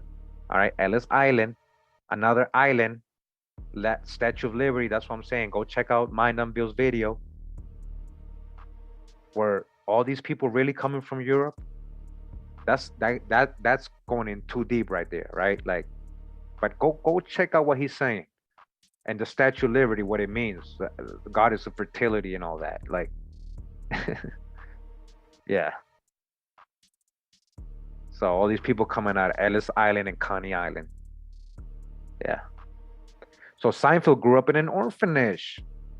So his mom, not only his dad, but his mom's also an orphan, right? It says though she had parents, how did she an orphan? Betty had her upbringing in an orphanage and foster care. Why? Could it possibly be that these were the people that actually adopted her, and they're just telling the story a weird way? Why would, in what conditions she became a foster child is not known. Okay, they don't know. They're making it up. She was an orphan. But once her famous son Jerry in an interview said that his parents are orphans, he said it many times, guys. Like you saw just him say, his dad was an incubator baby. Further, in one interview, he stated that his parents were loners. Growing up as orphan means Betty obviously grew up without her parents. However, she did have her siblings alongside. She had an older sister named Mauricia, with whom she grew up together. Okay, all right. But what is her ethnicity, huh? Her father is Hosnian. So what if, let's say it was, let's say it is real, right? Okay. She was also from Syria, migrating to the United States along with her husband Selim. So what is it saying? That the place they were coming from, both her parents were Syrian and Jewish, so it's obvious that Betty Seinfeld was obvious she was Jewish, obvious. But she was an orphan. And his dad is an incubator baby. Okay.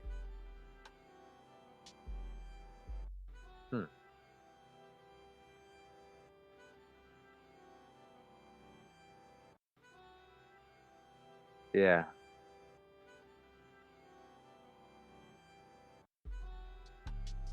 Yeah. So Diana, a member of the rabbinic family that goes back to the biblical King David, huh? Medieval exilarch.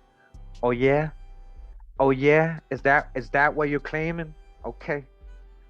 This is what I'm yeah. Hey. 42 the draw radio. Yo. Exilarch? Come on now. Talking about Prester John research here. Okay. Betty Seinfeld was an orphan. Betty Seinfeld was born and raised in America to Syrian Jewish immigrants. Many people believe she was born in Syria. Oh, and that's the other thing, guys. Even in the ancestry tree, it either comes up as being born in Syria or America. They don't really know. How don't they not know? You know what I mean? Like where she's not. You get what I'm saying? She's famous, a celebrity mom. Like, all right. Now, it says Sally, Betty, and her siblings were orphaned at a young age when her mother passed away during 1918 Spanish flu. They were then sent to the Brooklyn Hebrew Orphan Asylum. Uh-oh. Is that what they really came out of?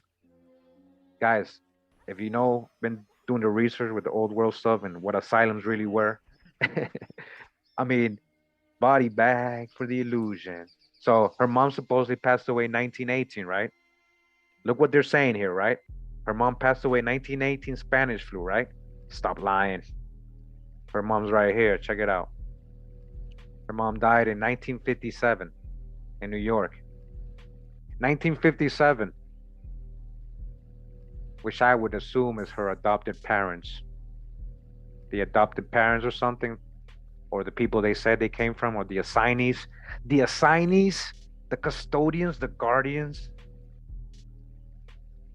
Huh? Do you guys see how the stories don't match? And I'm trying to tell you guys, I swear I had that. I remember seeing it. It blew my mind when I found that Kalman was born in the same hospitals that was holding all these incubators babies and the orphans that they were sending on the trains. We're about to get to that. Okay. Now I can keep going right here. But as you know, so he can call himself American, right? But according to his tree, right, they go right into Europe, so then they call you African. Okay. Yeah. All right. So yeah, he was an orphan too, his dad.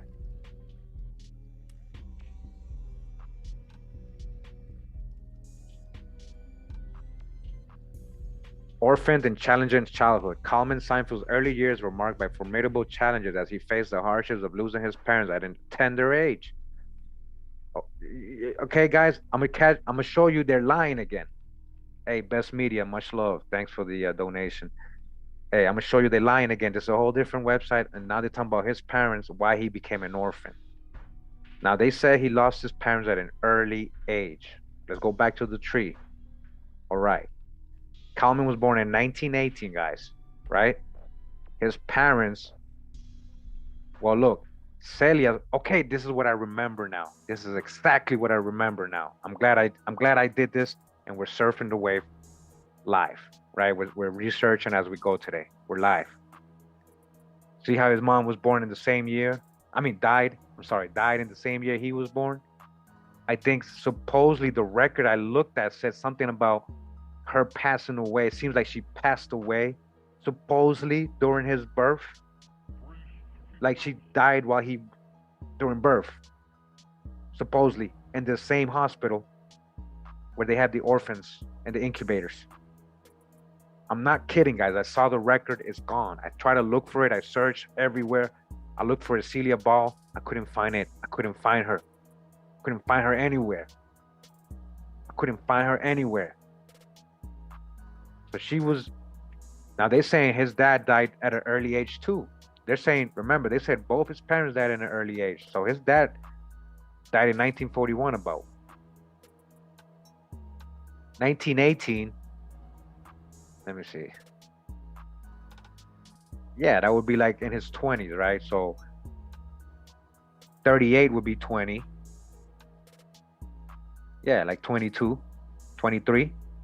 So would you be an orphan if you're 23 years old when your dad passes away at 23? No, that's just a normal death. Your parents died. That's just normal. You're just alone now. You're an adult. You're an adult at 23. You're not an orphan. You can take care of yourself.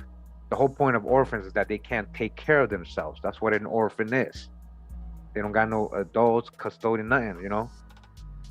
So the stories ain't lining up is what I'm trying to show you. But they're letting you know that he was an orphan. He was born in 1918 in New York. Common experienced the tragedy of becoming an orphan when his mother Celia passed away. His father Shimshon Seinfeld remarried after Celia's death, resulting in a fractured family environment. So why would he be? So how is he an orphan, but he has a parent and a stepmom? That doesn't. Why they keep calling him an orphan? You guys see how this? Hey, all I know is Seinfeld said his dad was an incubator baby. I saw when he was born. If you guys look it up, you want to debunk me, please debunk me because you're gonna find the proof that I'm talking about. Find where Coleman was born. You're gonna see the hospital. It was one of these main repopulation hospitals that come out in all these videos on YouTube. Yes, trust me. I saw it and I couldn't believe it. And I couldn't wait to show you guys. And it's gone. All right, it's gone. Look at the most, it says here, and look at the 3 most famous Arab American actors. Arab, Jerry Seinfeld. Jerry Seinfeld. Turns out the world's richest comedian has a very deep-rooted Jewish Arabic origin. If we follow that line, right? If let's just say it's real, you know. He's an Arab too. He's Arab too. Just like Selma Hayek. Okay? Yeah. Moriscos. Yeah. Moriscos. All right. So we're done with Jerry here. Orphans, right? We're talking about orphans. Hold up. We're talking about orphans. Oh, you know what? I didn't even show you this guy. I want to show you this first. Actually. Yeah, let me get this book. Before we continue, before we leave this out. All right. It says this. A World's Fair number, the Cosmopolitan, the September 1893. Let me see. After the World's Fair with nearly 200 illustrations, December 1893. Okay. Now, we actually saw a lot of these images. Look at the Moorish building right here, or architecture as they call it. The Moorish Palace, a different angle. And you guys can see way more of them. A lot of them actually in the skyline. All right, this is flipped around, so, but, oh, actually, here we go. So these ain't good images. I showed you guys, pretty good images of them. So, they kind of do this on purpose. A lot of the time I notice in these old books, they do a really bad job scanning. It almost seems like on purpose, so you don't really notice, pay attention to what you're actually seeing. I just wanted to read what it says here though, because the way they describe the World's Fairs, like when you go there, what they're seeing, it doesn't describe what they're saying. Oh, this was temporary, this was built with wood and some plaster here and there. That's not what this guy is saying in 1893. So let's read what he's saying about the World's Fairs. All right, hold on. I went too close.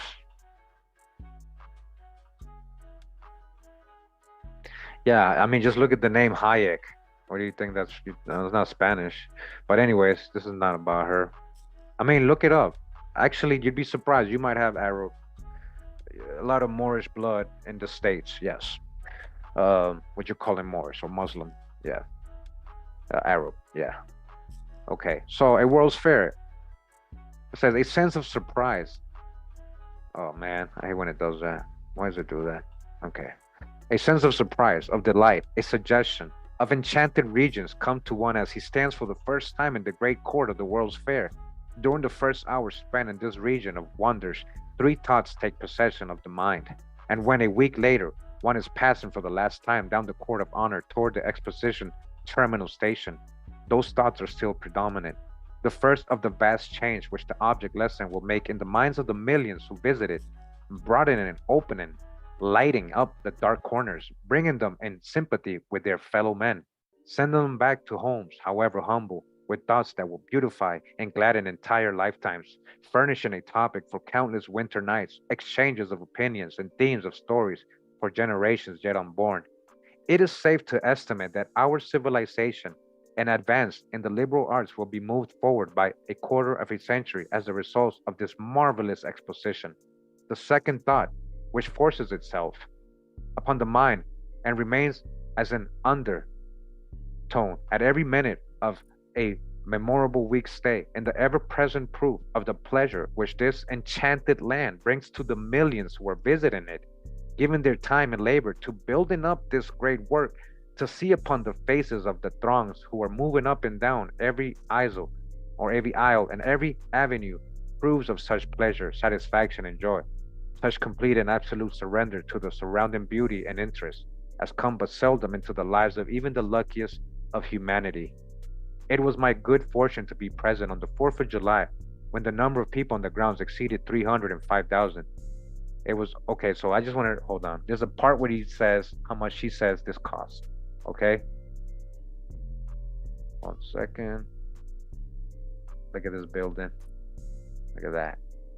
So he's like, wow, like he's just like, this way he's describing it. Okay. See. There goes that statue we saw earlier.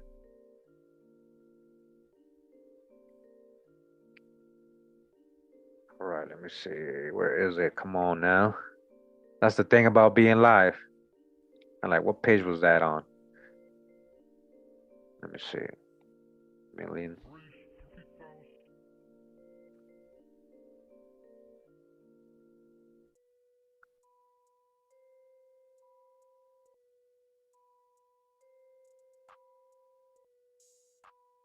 Okay.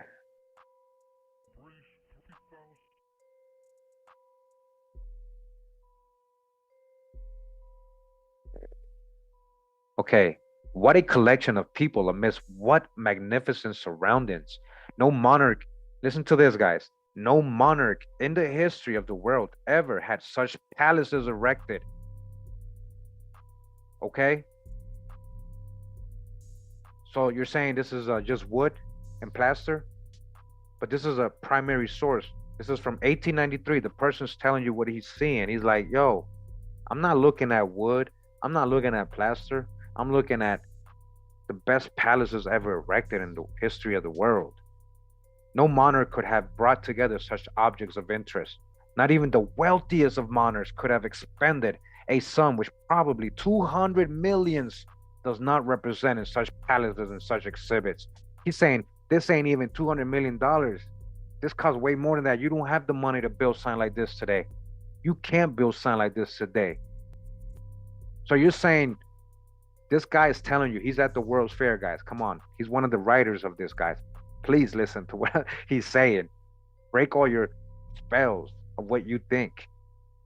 He's telling you.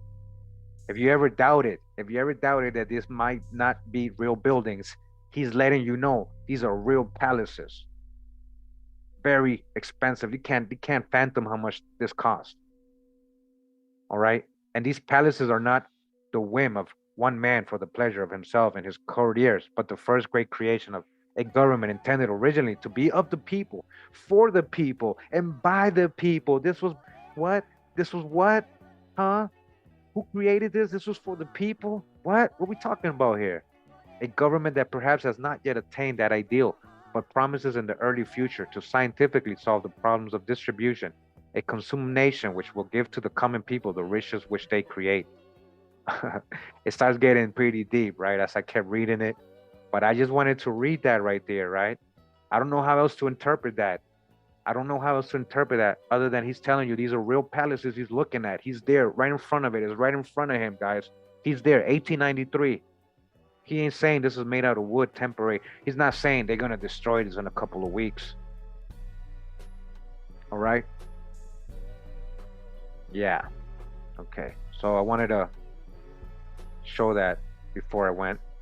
I was supposed to show you guys that earlier. Okay. When I was talking about the World's Fairs. Let me looking for my other window right here. Hold on. There we go.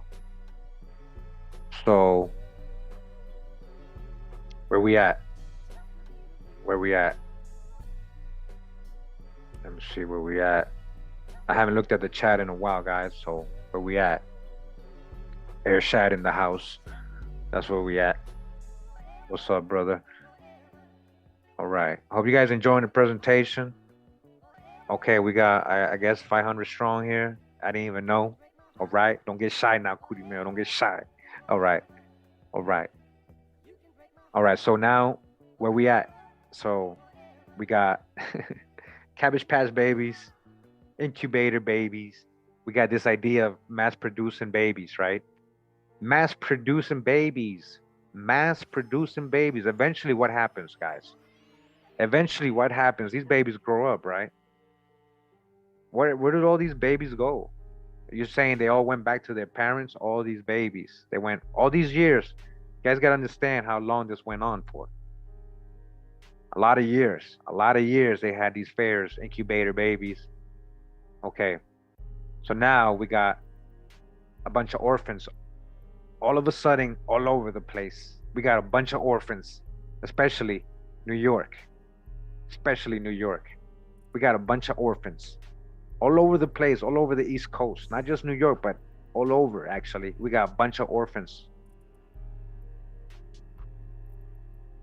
Like I said, hey, these babies have to grow up, right? What happened to all the Cabbage Patch? All those babies you had in the cabbage field. What happened? They eventually grow up, right? What are we looking at here, guys? What is this?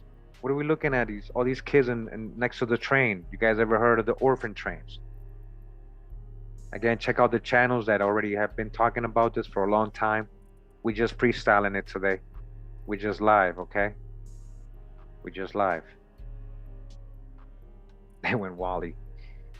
Yeah. Okay. Wanted homes for children. Wanted homes for children. A company of homeless children from the East will arrive at Troy, Missouri on Friday, February 25th, 1910. These children are of various ages and are of both sexes, having been thrown friendliness upon the world. They were just thrown into the world.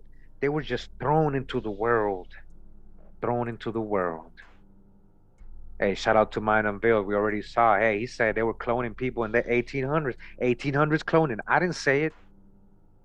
Incubator babies. We got Cabbage Patch drawings and postcards. People being delivered babies. Yeah, we're gonna see that on the mail. Yeah, this was real. This was really, really, really real. This was real. Orphan trains. Heritage still lives today. Children's Aid Society, New York. Children's. Yeah, a lot of orphans all over the place. Working in factories, plantations, all this stuff. A lot of orphans. Why they all so-called white? Why they all so-called white? Homes wanted for children. A company of orphan children of different ages, man. Different ages. You get to pick them. Okay?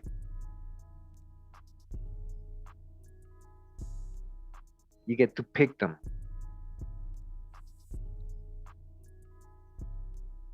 Agnes Marie Patnott, or Pat-born Agnes Chambers in New York. All right? Made in New York. Born in New York. Arrived in Crookston, Minnesota in 1918. She was adopted by Harmidas Panodi of Alphonsine Edmar Panodi of Red Lake Falls and grew up to become school teachers and mother of 8. So what you realize, a lot of these people they're getting sent to, and especially in the Midwest, are like these foreigners who just got there into the country, who were people who were, I guess, took advantage of like things like the Homestead Act and stuff, and were literally forced into colonizing or settling these places in the Midwest. They wanted to expand, right? Manifest destiny. Okay. Home for Children wanted. A company of homeless children from the East will arrive at McPherson Friday, September 15. These children of various ages, both sexes, having been thrown friendlies upon the world, they come under the auspices of the Children's Aid Society of New York. I'm telling you guys, this is what Coleman, Seinfeld's dad, is being supposedly born and where his mom's supposedly dying. I'm telling you, I saw the record. I'm not kidding. They are well disciplined, having come from various orphanages. Various orphanages. The citizens of this community are asked to assist the aged in finding good homes for them. Persons taking these children must be recommended by the local committee. They must treat the children in every way as members of the family, sending them to school, church, Sabbath school, and properly clothe them until they are 18 years old. All right? Until they are 18 years old, almost like an indenture, until they're 18. Protestant children placed in Protestant homes, okay? And Catholic children in Catholic homes. The following well-known citizens have agreed to act as local committee to aid the agents in securing homes. Open House, Opera House. Homes wanted for children. A company of orphan children of different ages in charge of H.D. Clark, agent, will arrive at your town. Coming to a town near you, Thursday, May 4th. The object of the coming of these children is to find homes in your midst, especially among farmers, especially amongst the farms, sharecroppers, where they may enjoy a happy and wholesome family life, where kind care, good example, and moral training will fit them for a life of self-support and usefulness. They come under the auspices of the New York's Children's Aid Society, of course, by whom they have been tested. All right, they've been tested and found to be well-meaning and willing boys and girls. Trust me, well-made. The conditions are that these children shall be properly clothed, treated as members of the family. All right, this is a big one here. All right. Treated as members of the family, given proper school advantages, and remain in the family until they are 18 years of age. 18, huh? Like an indenture. Hey, much love, Frank. Thank you for that. Appreciate it very much. Anybody who's donated and I missed it, much love. Thank you. All right. So what's going on? Hey, make sure you make them your family member. At the expiration of the time specified, it is hoped that arrangements can be made whereby they may be able to remain in the family indefinitely. But they're almost literally telling you, hey, look, you can, they're like hinting, hey, look, you can use them as slave work, like servants for your farm until they're 18. Then whether you want to or not, you can choose to keep them or not. We hope you can. Remember, the time and place, all are invited. Come out and hear the address. Applications may be made to any one of the following well-known citizens who have agreed to act as local committees to aid the agent in securing homes. Open your doors. Come on, open your doors. Helpless children appeal to all right-thinking people and appeal to you. Have you not a vacant chair, a hungry spot in your heart that you can fill with one of these children waiting at the Kentucky Children's Home Society for someone to give them a real home? A real home, because they never had one. A real home. The right of every child in our state. The churches, business, and professional men of Cadiz and Trigg County urge you to join them and help and find homes. Come on, we need to find homes for them. Come on, repopulate this winter for 50 children just like these from the Kentucky Children's Home Society of Linden, Kentucky. A group of these little ones will be in Cadiz. All right, Cadiz, we're talking about the real Cadiz. Friday and Saturday, October 26th and 27th at the courthouse. Here's your chance. Here's your chance. If you ever needed some children or slaves, I mean children, babies, I mean servants, I mean workers, I mean anybody to wash your dishes, I mean, you know what I mean. Here's your chance. Do the biggest thing. And Dig County can do this winter. Oh man. So you literally, guys, I hope you see what's going on, all right? So earlier they said that Seinfeld's mom ended up in the Hebrew orphan asylum.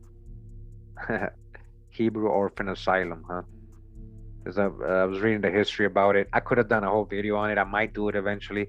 Not just this, but asylums. But a lot of people already did. They make a lot of sense. It's kind of crazy. It goes into really crazy thing here when we're talking about.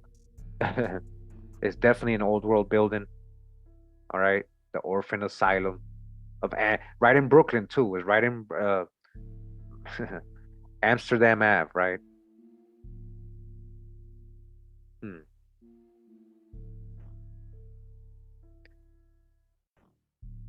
Let me just show the pictures. All right.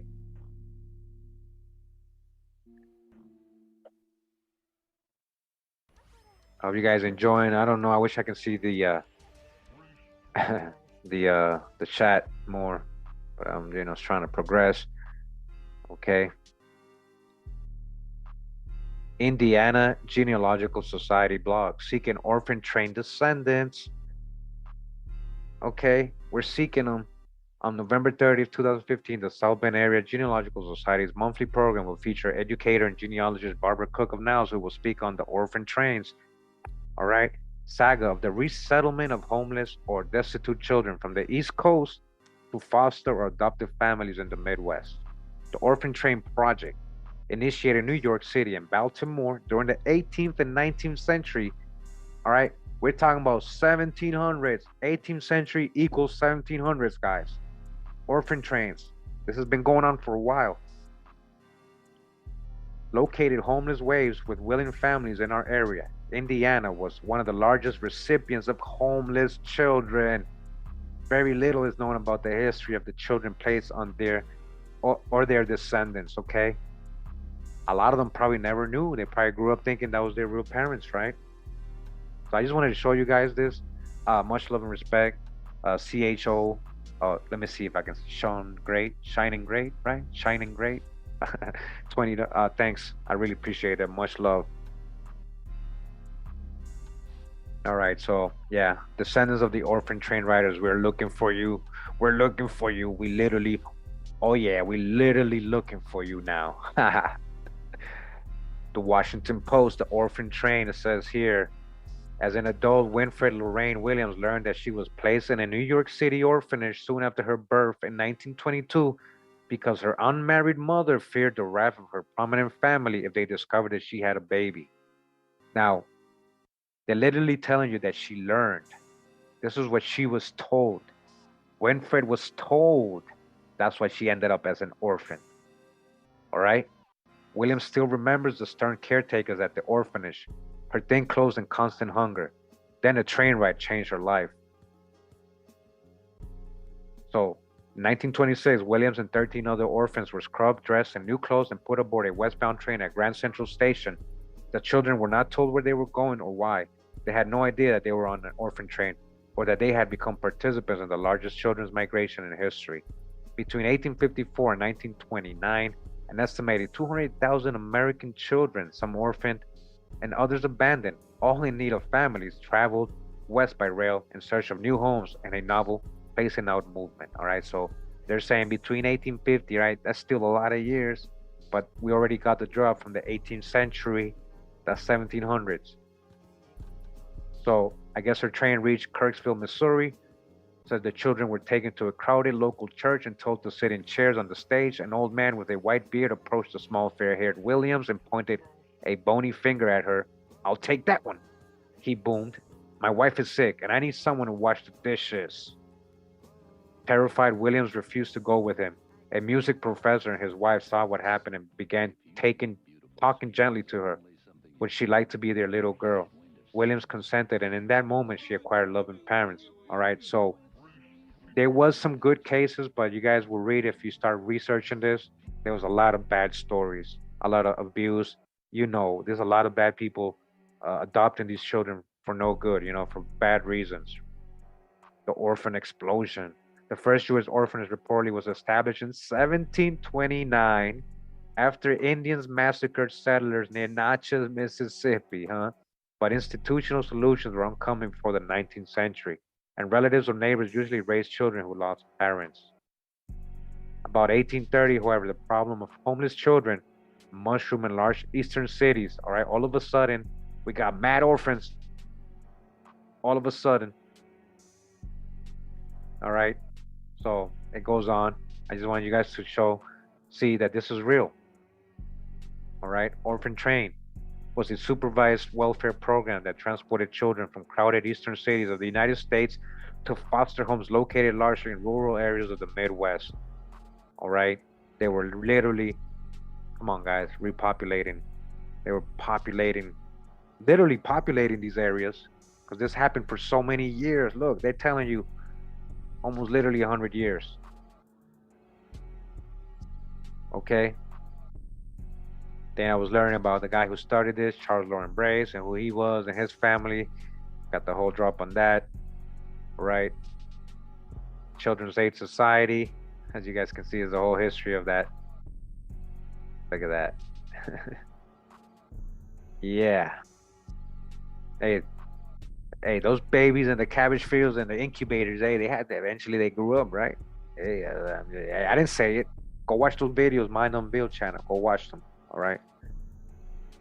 A brief history of children sent through the mail. Smithsonian Magazine. Hold up. In the early days of the parcel post, some parents took advantage of the mail in unexpected ways. Oh yeah.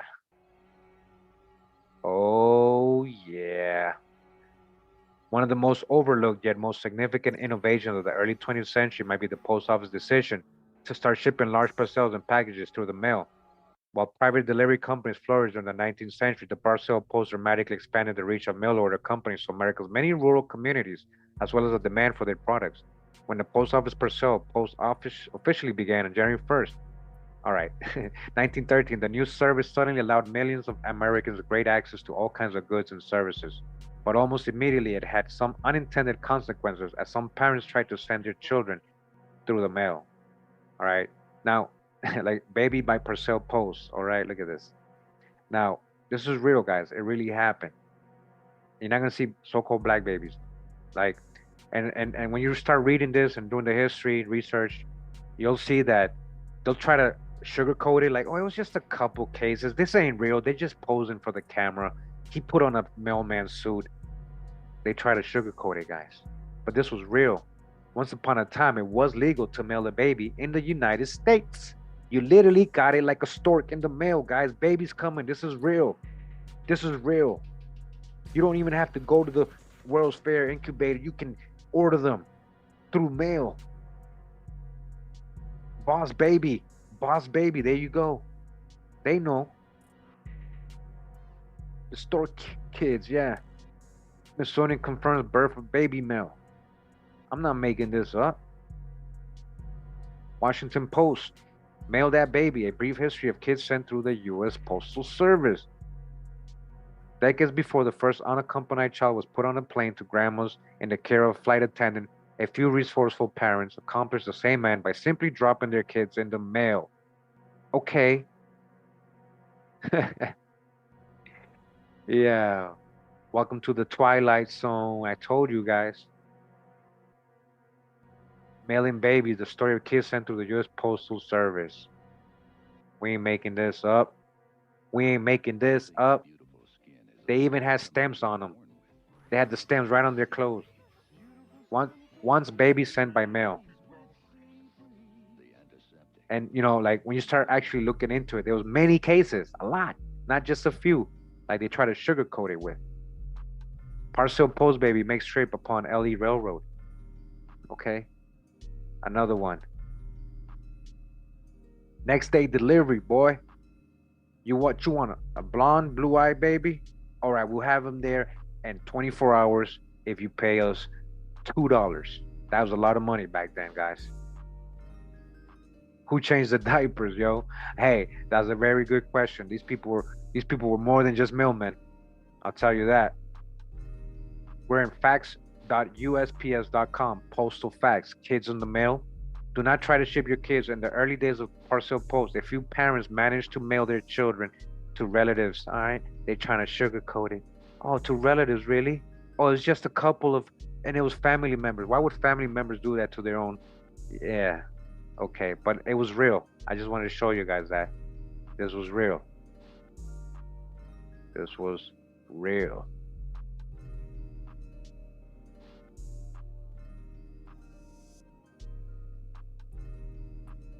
All right.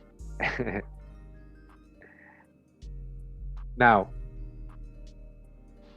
all right. What do you guys think? I know a lot of you guys knew about all this. I know a lot of you knew all about this stuff, but I'm interested to know the new people. Like, if you never heard of any of this stuff, like, what do you think about this? Like, what are your thoughts? What are your thoughts? Let me know. We're almost out of here, but I just want to, you know, talk to you guys a little bit.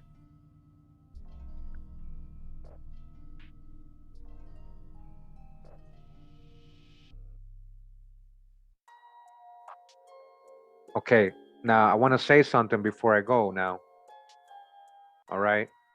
Because I know everybody always likes to blame somebody for their unfortunate situations, you know? And a lot of times there is people to blame for that. Most cases, right? Like almost every time. But now, I bet you if you guys really start doing the research, if somebody really starts, and if it may have to be me or who else, you know, whatever. I don't, you know, I might do it. But if you really start doing the research, where did all these trains go? Where did all these orphan trains go?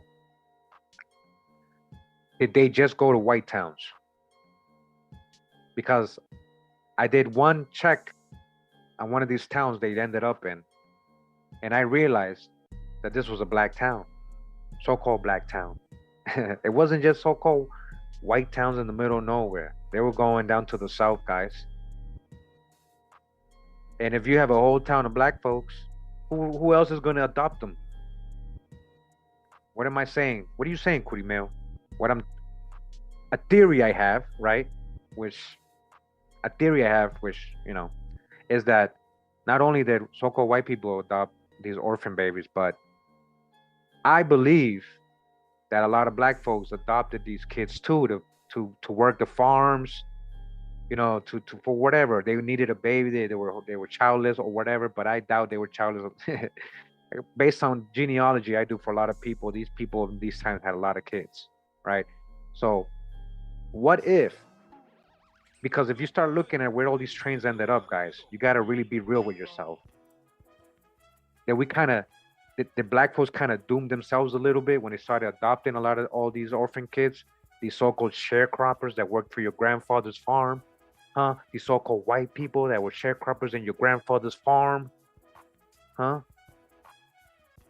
Now, what if these orphan kids grew up in like neglected, you know, in these communities, or like wishing they were actually part of the family, which, you know, the deal was for these people to make them part of the family, give them your names, their last names and everything. They had to give them their names. So what if these kids eventually grew up, and that's not all of them, but what if, this is a theory, guys, I have, right? And I'm talking about when it came to black folks, you know, people of color adopting these orphan babies, did these babies grow up and do their adoptive parents wrong? Or maybe their kids, like the grandchildren, grew up and eventually, you know, we're talking about Tulsa, Oklahoma, right? We're talking about Black Wall Street. I'm going to be just real with you. Black Wall Street. How do you have a bunch of people so heartless, so soulless? How are you so soulless, right?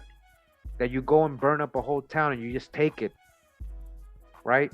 And then I start looking and finding out about orphan trains, Cabbage Patch, incubators, possible cloning going on here. What's, you know, like, yeah, it would seem like people like this, maybe even going through the trauma they went through as orphans, grow up to do things like that, to want things that they didn't have, to want what they didn't have, to want to be the landowners. Huh? So I'm not saying that all white people like that or orphans were like that. I'm just saying, I'm giving you thoughts, theories, just like everybody else in this YouTube community. When it comes to these kind of videos, it's all conjecture. But we just got to be really logical with what you're finding and the stories you've heard and everything. How did you lose your farm? How did you know? Was it always losing, or was it sometimes maybe these incubator babies just kind of like just went with their white privilege, you know, and forgot who adopted them or who raised them, who gave them a chance, who gave them a job. A lot of them probably got abused, and they was like, hey, you know what, we were abused, you know, like we hear about slavery stories, you know, Kunta Kinte, black folks getting whipped, blah. What if in many cases it was the other way around too, you know? And I know a lot of times it was. There was many black slave owners who didn't care about how they treated their servants, indentured servants or slaves, whether they were light-skinned, pale, or Indians, black Europeans, you know, they just treated them, you know, it was about status. It wasn't about color. Okay? Yeah, homunculus, you know, you already know. So check out that 10-hour video. I'm still trying to finish it. All right? It's a long video because I like to watch it and, you know, soak in everything. I can't just watch it and like not understand what I'm seeing. But I just babbled a little bit in the end here, guys. I wanted to just leave that thought with you guys. I just want to leave that thought with you guys. And you know, how could you know, people do such horrible things to black folks or black towns and kill? Hey man, if you're an orphan and you got nothing, that could be a reason. That could be a reason why they would think they should do that, or why they're jealous, or why they want to take everything. I'm just saying. All right.